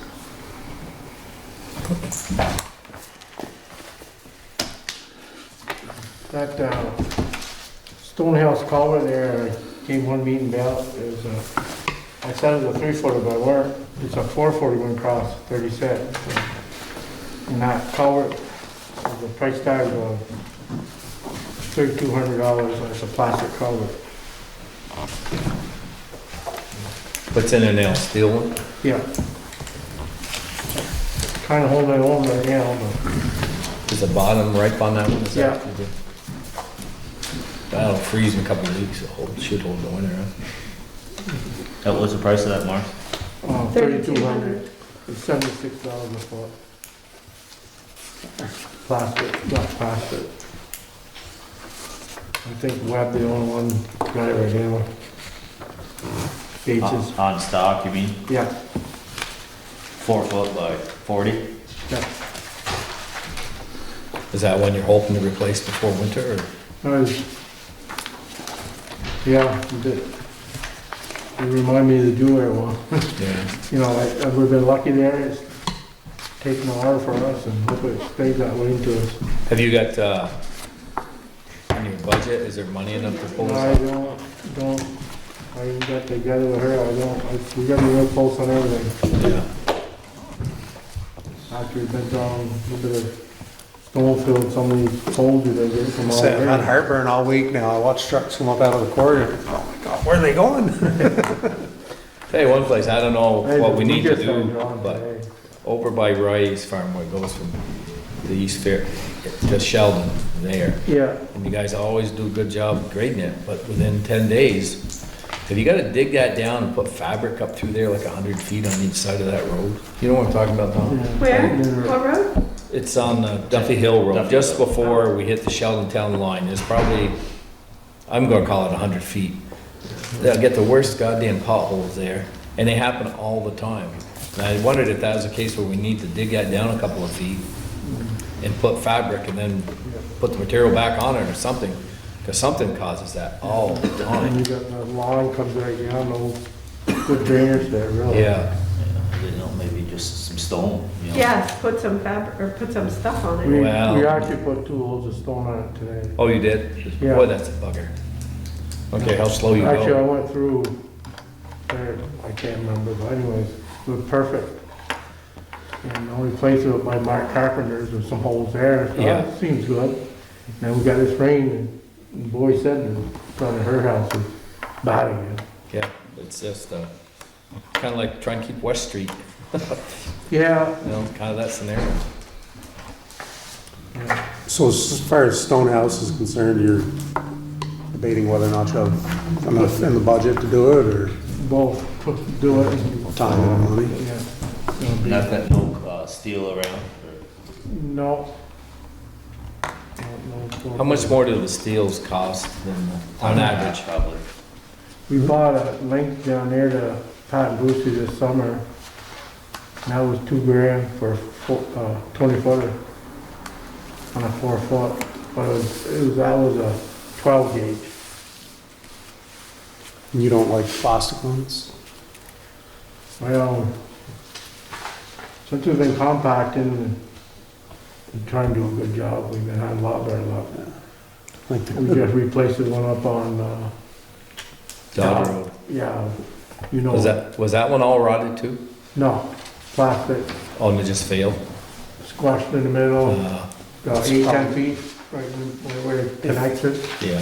If You you don't don't, wear no big stone or nothing, usually that's what you might see, but. the compaction, you gotta have enough, contrary to what you think, you get, the more fill you have on top of them, the Yeah. better they are. and- Well, I think some of those earlier ones, they weren't. They were thrown in, some dirt thrown around them, and then packed down with boom, and that was And it. just like Tom was saying, that they weren't built like they are today, you know. Right. They're more, Yeah. maybe, If you can't get a steel one, if you think you can do it, I'd go ahead and do it, get it done for it. when it sets in there. Yeah. Thinking hopefully Wednesday, I hope. Doing it today, public? Yeah. So, just long as they know. Yeah, I mean, they gotta come in and out of there to feed, but there's no other way they can get in now, so they just have to plan accordingly. Yeah. Do that one first or whatever, and last of the day, right? Or leave the truck there, they got 2 trucks. Yeah. Feed, hopefully they got enough feed there, or they can draw in enough to plan ahead to feed those. If it's a goal and they got one, I can give them a jingle first thing in the morning. And we know what we're gonna do this Wednesday. Looks like we got some cold weather coming. Yep, next week. No, that's what I would do. Okay.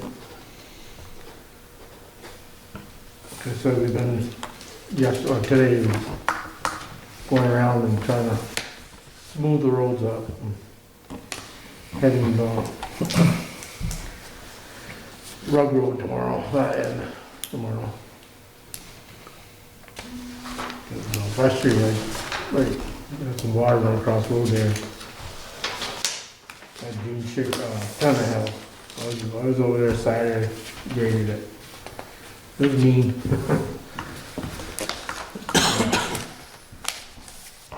How'd you make out with that contractor Don't with want Kathy to holler at you. the trees at your, You never got bid back on. Oh, you didn't? Down there by Dave's. your place. Oh, yeah. Do you want a contract to take them down for us? There you go. Spear someday. I think they might disappear someday, just to spite the old girl.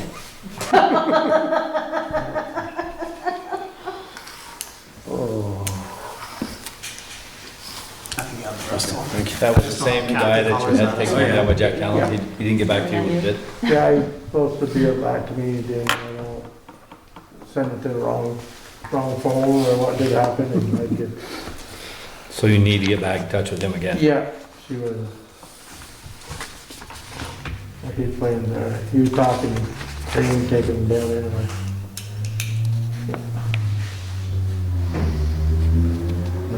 Was their house sold yet? Here's a beer for Randy and a... It did? Whatever word. Huh? Her house sold. Well, it hasn't closed yet.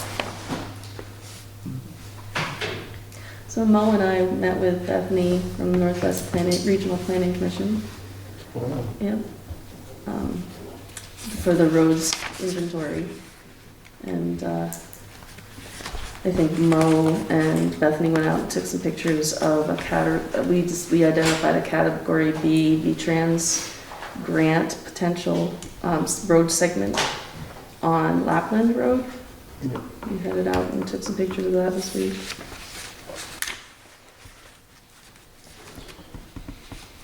In good shape with salt, end up getting... Is that for ditching or what? Yeah, 6 so. months. Sheds, Hopefully it's still that way in a month. I hope so too. Do you still need those grade stakes in place? What's that? Do you still need those grade stakes in place on the Lapland Road? No. So the project for Lapland Road, Mo, do you remember what that was gonna look like? Was it, What's that? do you remember what that project for Lapland, the application she's putting in? Oh, Lapland? Yeah, Yeah, she's supposed to be sending me some stuff on about it. Yeah. It's low stone line ditches and low blasting. That section is right from across from your farm up to Moore Road. Is this like what used to be Better Back Roads? Yeah, that's what it is. Is that what it's still called, or does it have a new name now? That's what it That's says. the ledge across the road from the old barn. Yeah. Yeah, we do have that some. where the big culverts are, the Moore Road. Well, the one by the big culverts, I was just gonna pick up before they winged it out into the field. And Yeah, the other one I'm not so concerned about, but I'll pick them up tomorrow before it freezes. I'll drop them off. Used to use it for kindling wood, but don't use that anymore, so. You don't? You want toil? what else do we have? Yeah, so I just wanted to mention, We'll be sad about that this year. I don't pay for it. good. Go ahead, Kat. I just wanted to mention that the road erosion inventory that was done is to inventory all of the hydrologically connected road segments in our area. And she's been doing this for, what, three or 4 months, I guess, with some interns. All of the work that they've done she brought in a map and laid out the areas that needed the most attention in red. And Mo and I looked at her maps and she explained what those segments really entailed. And we prioritized a Category B road, which was Lapland, and then a Category D project is actually a $60,000 grant, which we could apply for as well, for a 48-inch culvert on North Road. Yeah, that's the one there, we replaced just a 20-foot section. Rest of that culvert. Yep. So both of those projects, we can make an application and send it in. I think they're due on the 15th of December. And Bethany is really putting together all of the plans for that, and she's gonna send that to me, I think, by the end of this week. So I'll have some more information on that. And I gave you this is what she gave to us. It's a lot of words, but it's basically, the summary is that we have a lot of roads. We have more roads than most areas to look at, but we have time to fix the ones that need fixing. So, and it's the baseline inventory segment count that is listed there. That's actually something that most towns don't have. You've already done some work on this, so it was not complete originally because there was this kind of project wasn't being done everywhere at that time. So now you have a more complete project. Yeah, she seemed pretty happy. I don't know what you want to do about this one.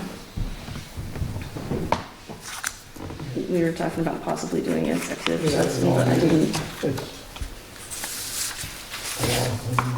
Give it to Gal and read it. Yeah, I'm not sure what you want to do about this one. This was something that came to us today. Yes, I just did. Thank you. We might want to go, I don't know if you want to go into executive session to discuss this.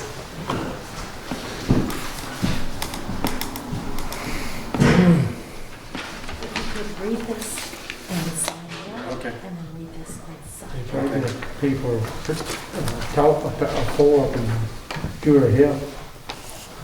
But it was garbage truck going backwards that broke it. So they tried to run that. They said, well, see our trucks up there? Yeah, we're up there staying in and helping them. Telephone company get up in What are there. these numbers? This is the 96. Yes. See if I can see in my eyes. Or the, Okay, so those are the, Or local official. Okay. we have to have 15% of 96 complete 96 roads, 96 what? segments. They're segments, so they're small. Many of them are How many? About 328 feet like section. 320. That's a I have never had, when I'm old, I never received one of these. Yeah, he does. They got meters and So it sounds like they hit one of Yeah. those.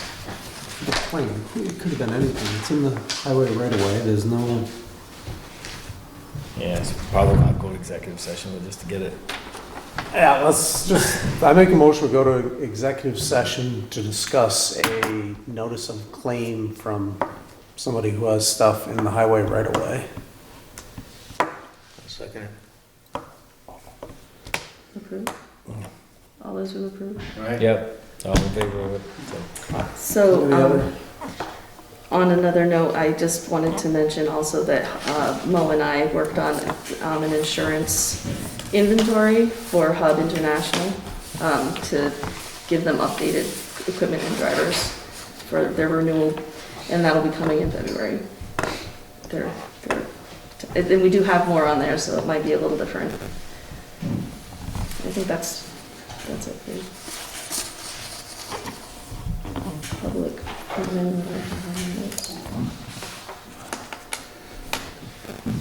Any other excitement? No, I don't know. I can think of any other. You got some work? I got some stuff. West End Pizza would like a liquor license. Just note that they're in violation of their original zoning permit through the state. They were supposed to close off the driveway closest to West Street, and it stayed closed off for maybe a month, maybe 2 months. And now it is in full use for their personal vehicles, not for the pizza place. So that's a state, right? Correct, we don't care. Then let them do it. I'll make a motion to approve them for that. They gotta go through the state anyway. Yeah, this is, you have to approve it and then it's gotta go through I'll the make a state. motion to approve it. Is there a second?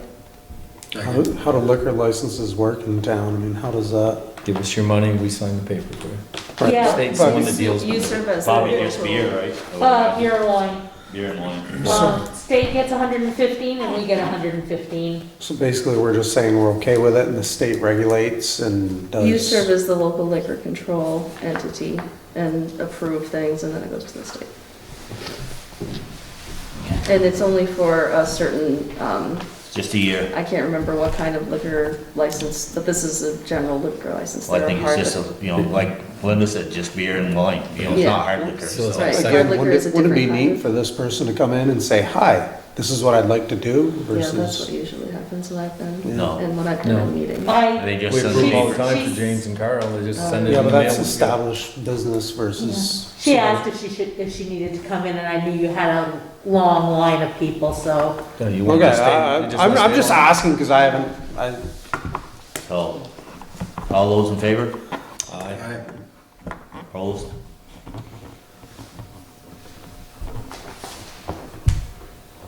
Now, if you spend your money with it, you can get a beer with that pizza. Or the ice cream. Only Wednesday, Thursday, Friday and Saturday.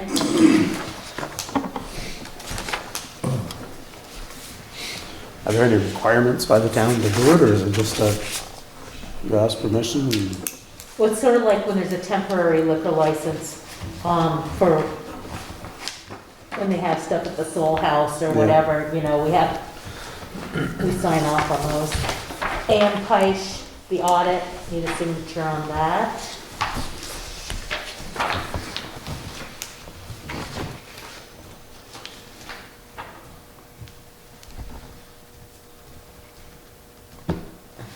On the management. Yeah. Or government public, right? That's management, this is government. Okay. Linda, what are those? Those, apple, streusel, pie bars, shortbread, They apples. look awful, I'll take care of them for you. I don't like dessert when I can smell it that close to me, I don't. Yours is the local. Yeah. Anything Linda makes. We've been operating on two other guys in here. Uh-huh. There are two other guys here that been already. They've been gone. Been checked out. There's a reason we asked Chuck to leave. So, He's there, huh? got an email this morning. How do I report a very offensive sign visible from several roads while driving or walking past or near? The sign has an offensive swear word on it. The children can see easily, the F word. The sign is on a private home, but is easily visible by any child or youth walking near the home. And this came on, the info general, so I'm like, okay,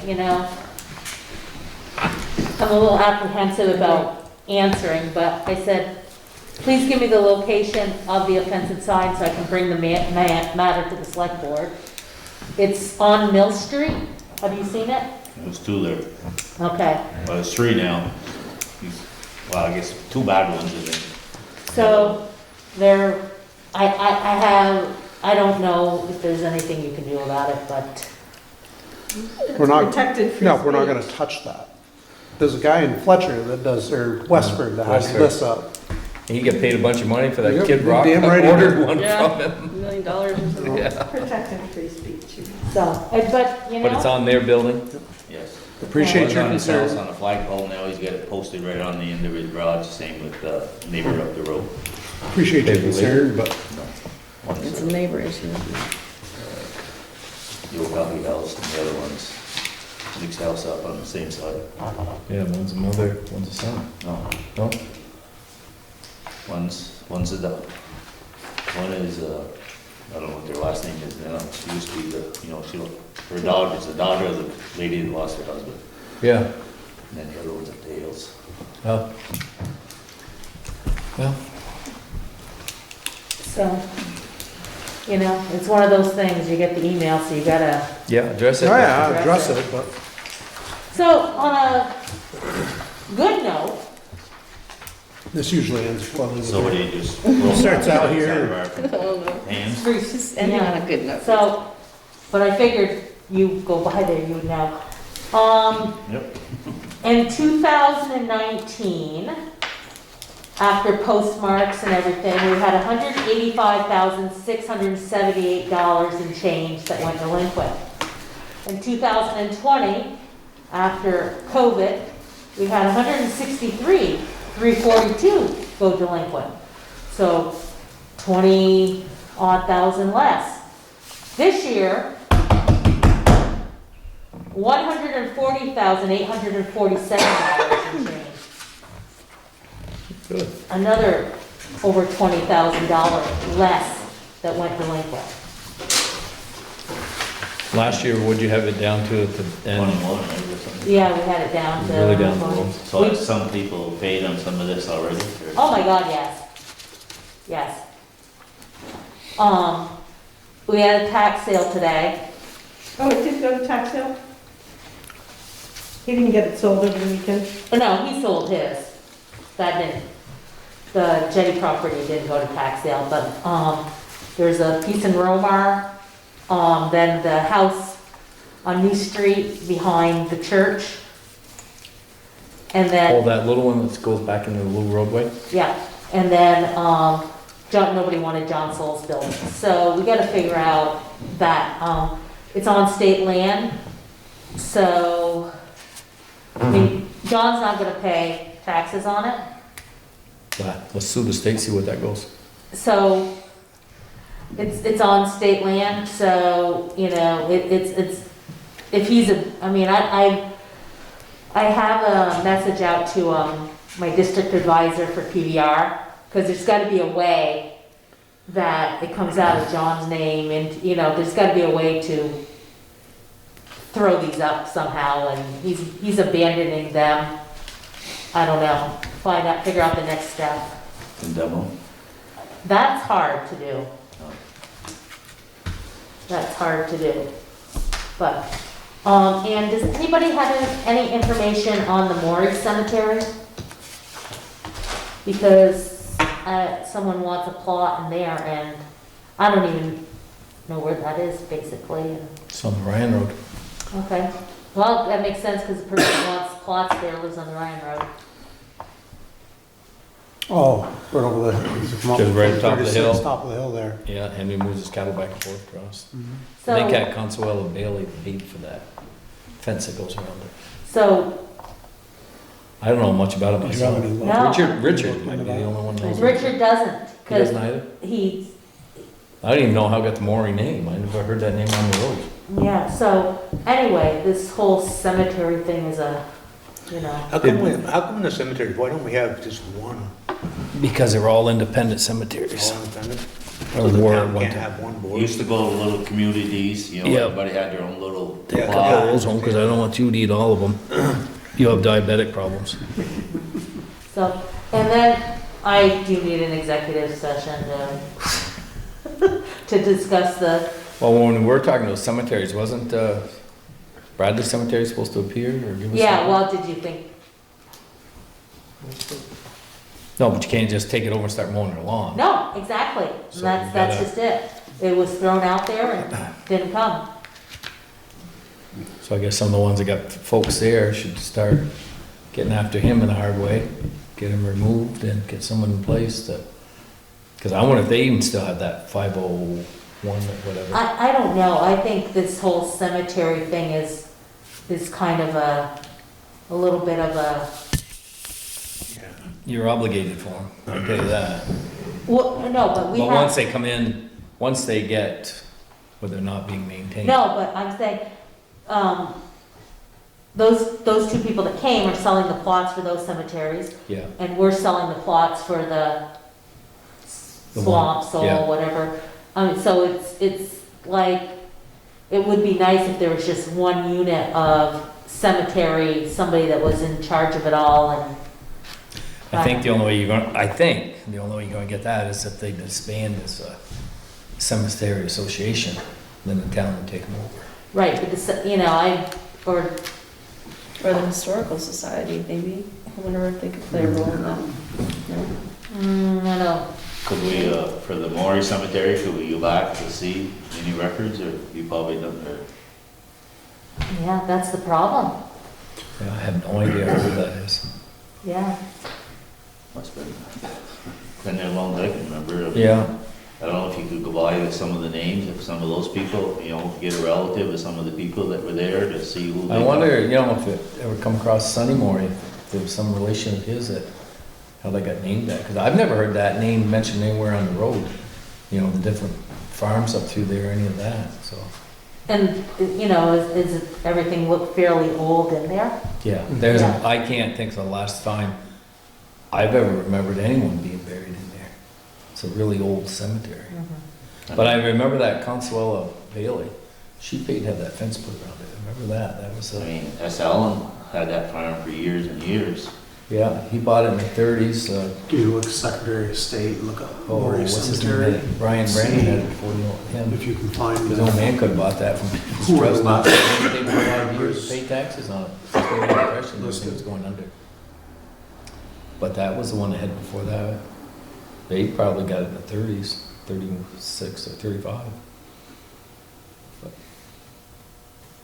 I do remember she's the one that paid to put that pressure treated fence around it. So I don't know if there was some relative of them through there. So David just suggested we look at the Secretary of State. Is there a website, is there a thing on there that shows? Yeah, you can look up anybody from a nurse to a doctor to a 501c3 that's licensed in the state of Vermont should be, even if it was historical, they should have the last board members. Maybe that old cemetery association, that Vermont one, they might have some information on that somewhere. The one that Tori talked about. Okay. Get that guy's name, he might be able to pinpoint it or get researched or tell you where to research it. Isn't there another old small one up on Fox Hill? Mm-hmm. Yeah, there's 10 or 15 stones here. They're just rocks. Mixed Meadows? Huh? Mixed Meadows? No, right across from the Clean Sugar House, or just a little ways up. No names on them, but they were all. Yeah, up towards Mixed Meadows there, right? No, you just go past the Clean Sugar House. Well, I guess you could, to the right or before you get to Mixed Meadows. Yeah, on that old East Fairfield road up there. Off that road, yeah. Yeah, there's 10 or 15. That sandstone, I tell you what, just over Just top. regular stone, yeah. Yeah. But no, I've never seen any writing on them. They just were all standing up. Some of them were flat, but most of them were just upright. I'm sure it was just whoever lived in that little farmstead right there. So have you got anything more? Well, Tom had asked a question last week, or a month ago now, about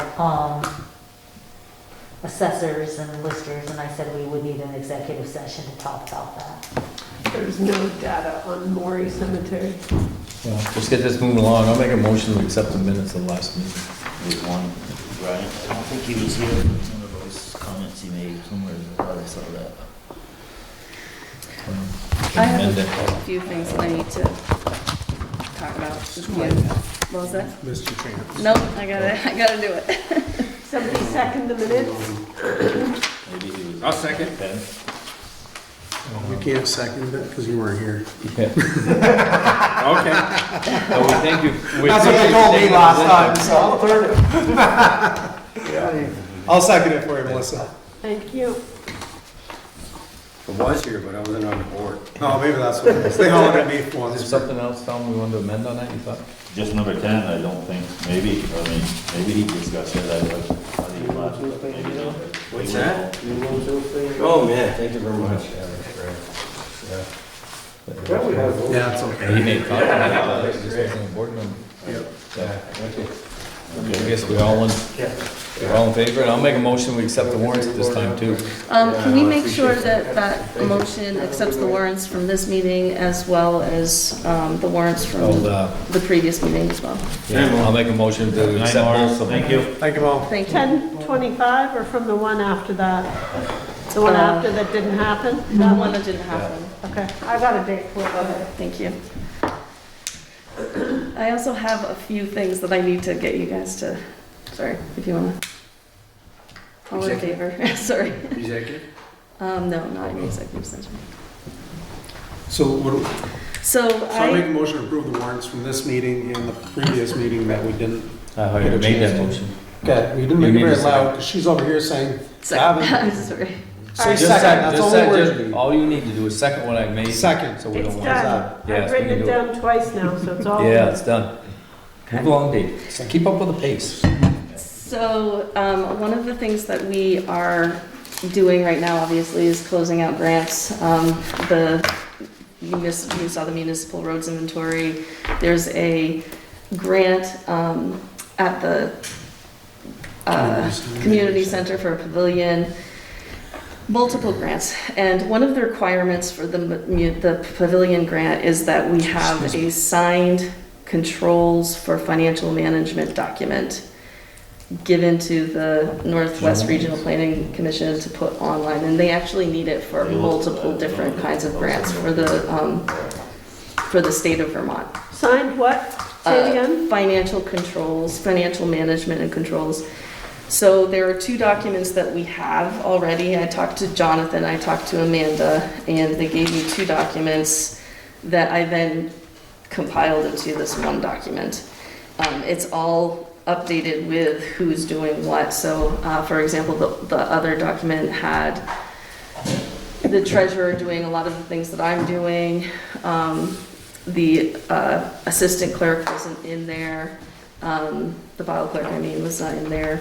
And the most of it is what we do we give every year to the auditors. So what they need is a document that's signed by the select board that shows that we are financially responsible. So I have this document for you, and I was hoping that you would take a look and maybe give it a sign. Make a motion to sign and approve it. Good. So the the controls in the beginning, every section that says cash receipt controls or disbursement controls, that's from the document that you give to the auditors every year, payroll controls. On page 3, the procedures for financial management, all of this is as it was written previously when Amanda was the town administrator. So I didn't make any changes to any of them. As I was reading through them, however, I did notice that in our purchasing policy, it says no purchasing over 5. This is page 3 of 5, on line 131. It says no purchasing over $500 shall be made by any town officer or employee prior to approval and by the select board. And I do know that there are purchases made by, like culverts and things that we don't always bring directly to you. You approve it after the fact with the warrants, but I wasn't sure if you wanted to change the language on that at all. Everything else is pretty much as written.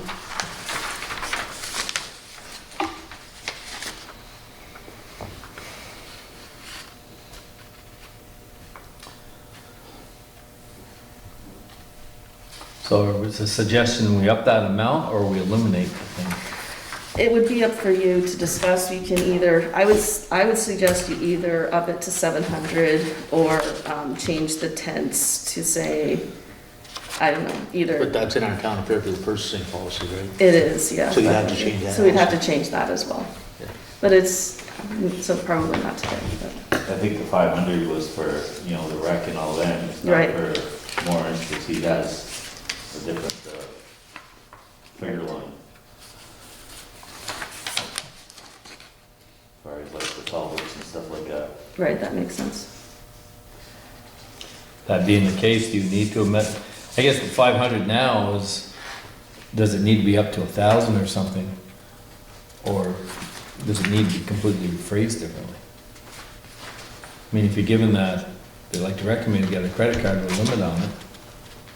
You're kind of controlling it themselves anyway, to a point.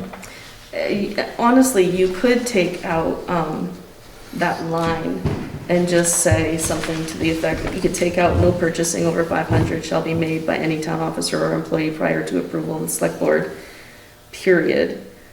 Just take that out and then say all purchases of 20,000 or more shall be subject to bid process, and purchases outlined and purchase policies outlined in the town of Fairfield purchasing policy, because then you're referencing where that is written, and then if you change the policy, you're not going to end up with this hanging thing in another document.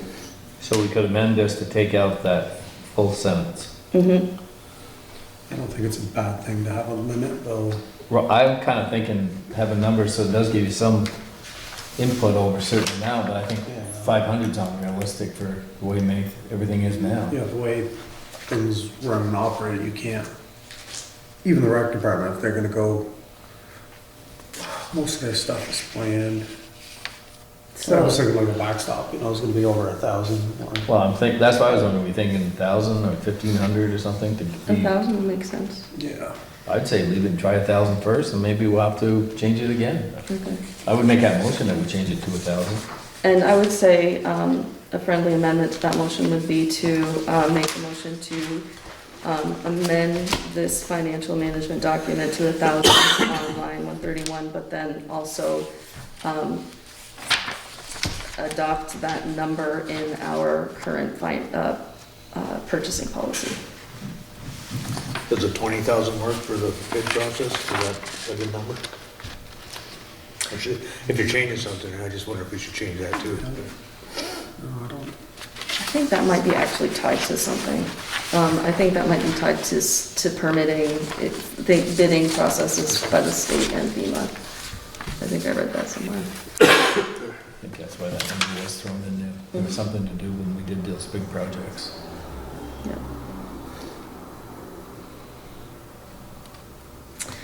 So if there's a second to that motion and you approve, I would request that you sign the last page so that I can send this over to Northwest Regional Planning Commission.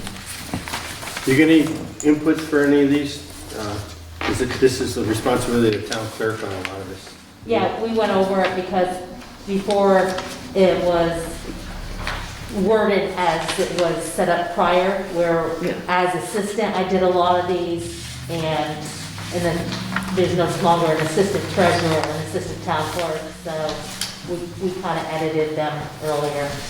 This is set up more today where there's a town Yeah. administrator, a treasurer, and a secretary, a Yeah. clerk versus. Yeah, because before, the stuff that says clerk basically said assistant clerk or assistant treasurer, but it was the stuff that I had been doing.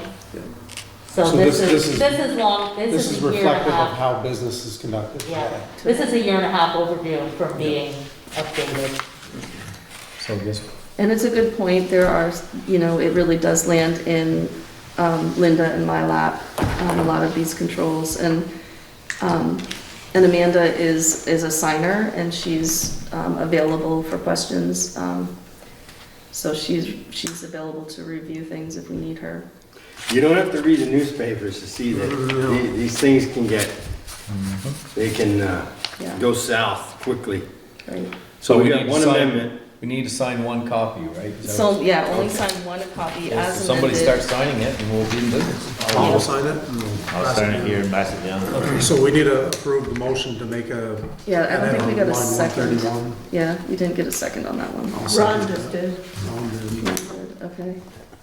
And approval. All in favor? Aye. Okay. Opposed? So the amendment is to I know. 131 to $1,000? Yes. Yes. The difference now, Brian, is it used to say the assistant or the clerk would go to the bank.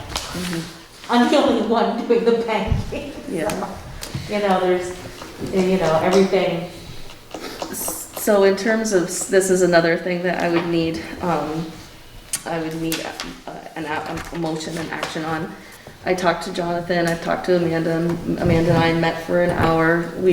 I've gone through, this is my third payroll, and I did that seamlessly. I feel really good about AP at this point.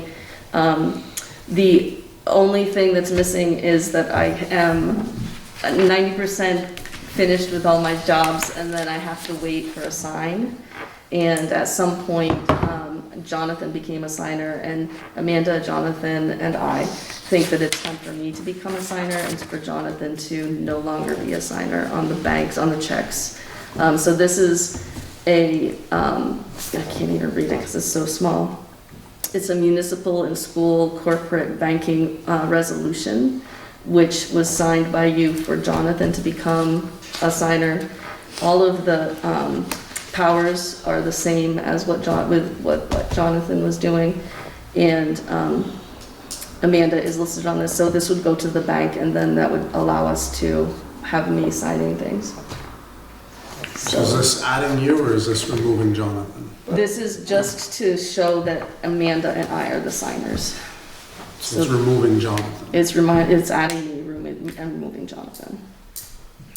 Do we, and I'm not No, it's fine. prepping on you, but we have Jonathan on retainer at this point? Still, yeah. I can put him on there too. Is it? Well, he doesn't need to sign the checks and Well, stuff. I mean, that's just what I'm asking is he that, just, as long as, you know, he's an advisor or consultant, so if he just approves of it verbally, if she has a problem between her and Amanda.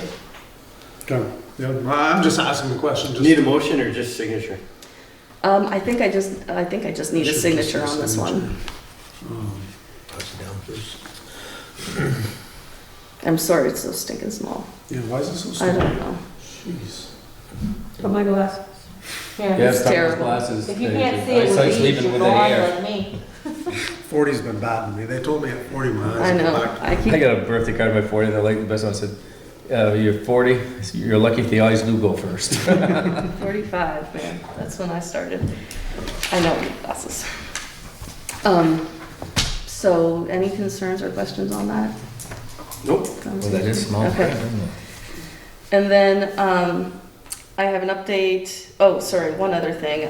The transfer for the Maple Run, this does need a motion.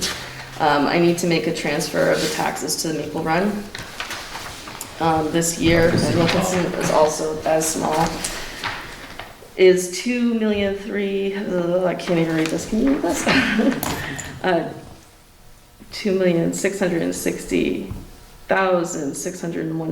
$2,660,601.81, I think, which is less than last year.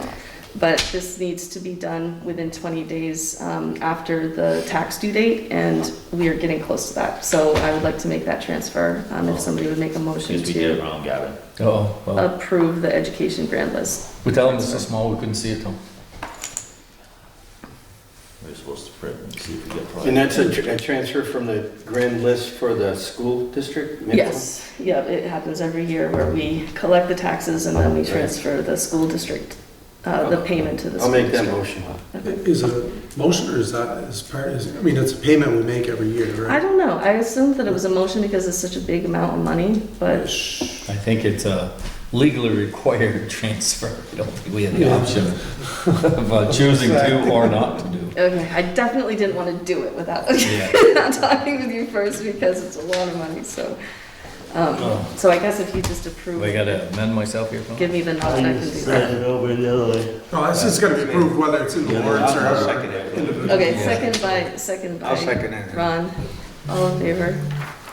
I don't think we need All right. to probably do I that. don't think it means that. It's gotta be approved either in the warrants or individually. I mean, so. And the only other thing is just an update that the library has identified a new librarian. Her name is Sarah Allerton. She's agreed to be the librarian. She has 18 years of experience with, 18 years of experience, most recently with Breaking Bridges as the senior resource coordinator of the United Way. and she worked for the St. Albans Library for a while. So they're excited, but she seems like a good candidate, and they did do some interviews to identify her. Of course, the money's the same. Sarah was. I'm not really sure. They're still working out what that looks like, so it won't be more. What's that's for Wendy's sure. last name? She works in for a long time. Wendy that works over. McCara, Wendy is over there right now. Right, but what's her last name? McCara. Makara. Yep, and there will be an overlap. So Sarah will be starting in December, and there's gonna be some overlap time between Wendy and Sarah to learn the ropes. Why, is Wendy quitting? No, She's got to train Sarah. the previous Sarah has gone to a different position. Not, she hasn't passed. She's gone to a different position to, she's moved on. Can we get one? What's that? Want some dessert? Dave will eat them And all if you that's- don't. I won't say no. Well, you either step up or you're gonna go home hungry, so.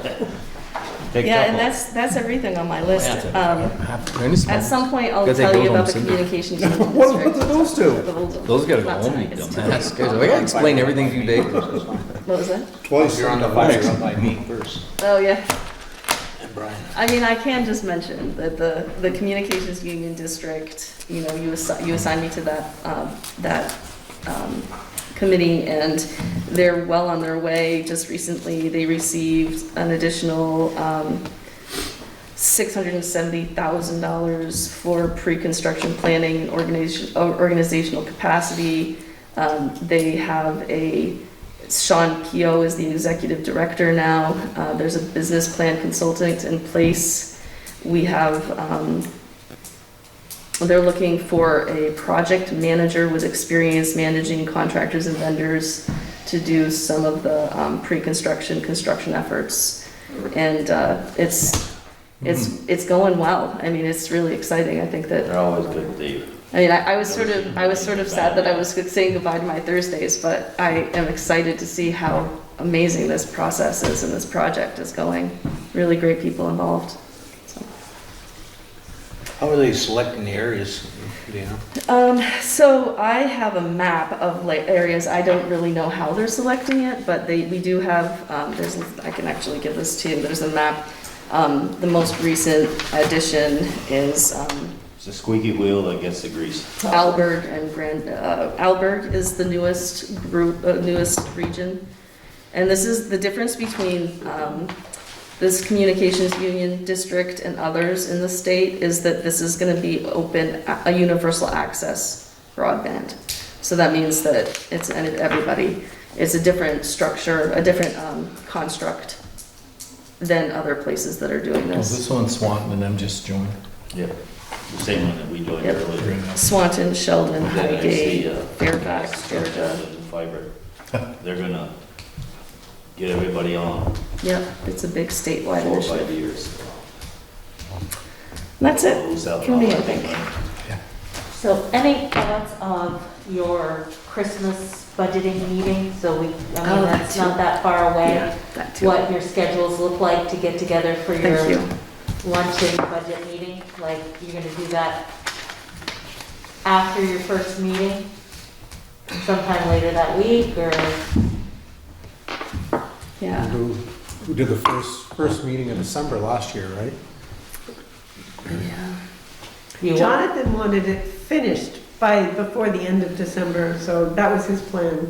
Well, usually there's a budgeting meeting and it's the Christmas luncheon, so. So what I was looking at was instead of doing the select board, having the select board meeting, the first select board meeting of December, but then I don't know if you would be willing to do a second day that was longer for the budget separately.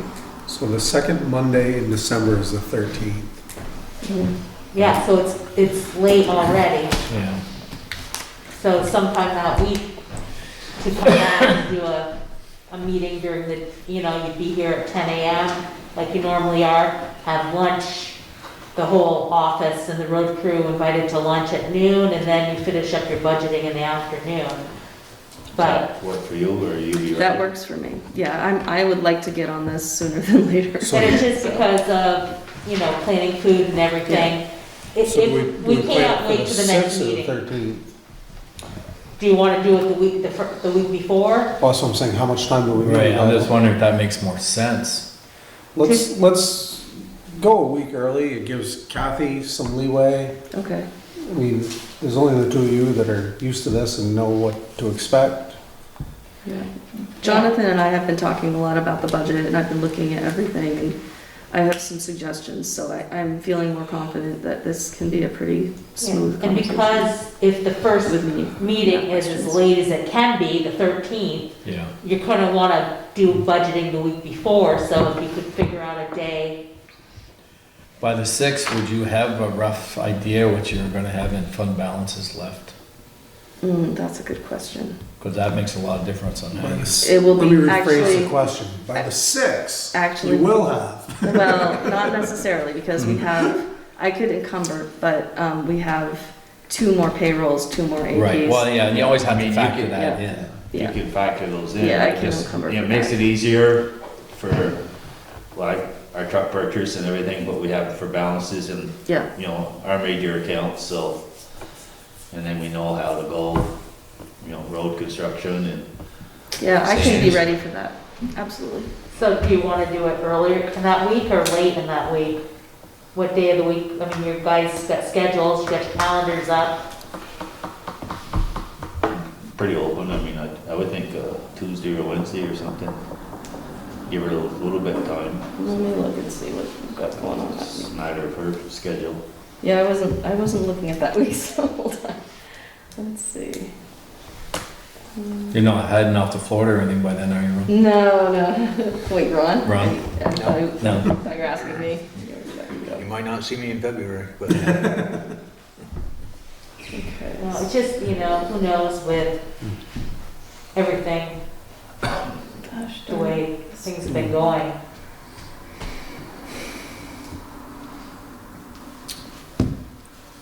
I'm sorry, my planner's being stinky. Let's just make this Tuesday the 7th work. That gives us, Okay, so there's a grants Oh, meeting. Pearl Harbor Day. There's a grants meeting that day. We could do Wednesday would be better. Yeah, Wednesday would be better. Could we do Wednesday?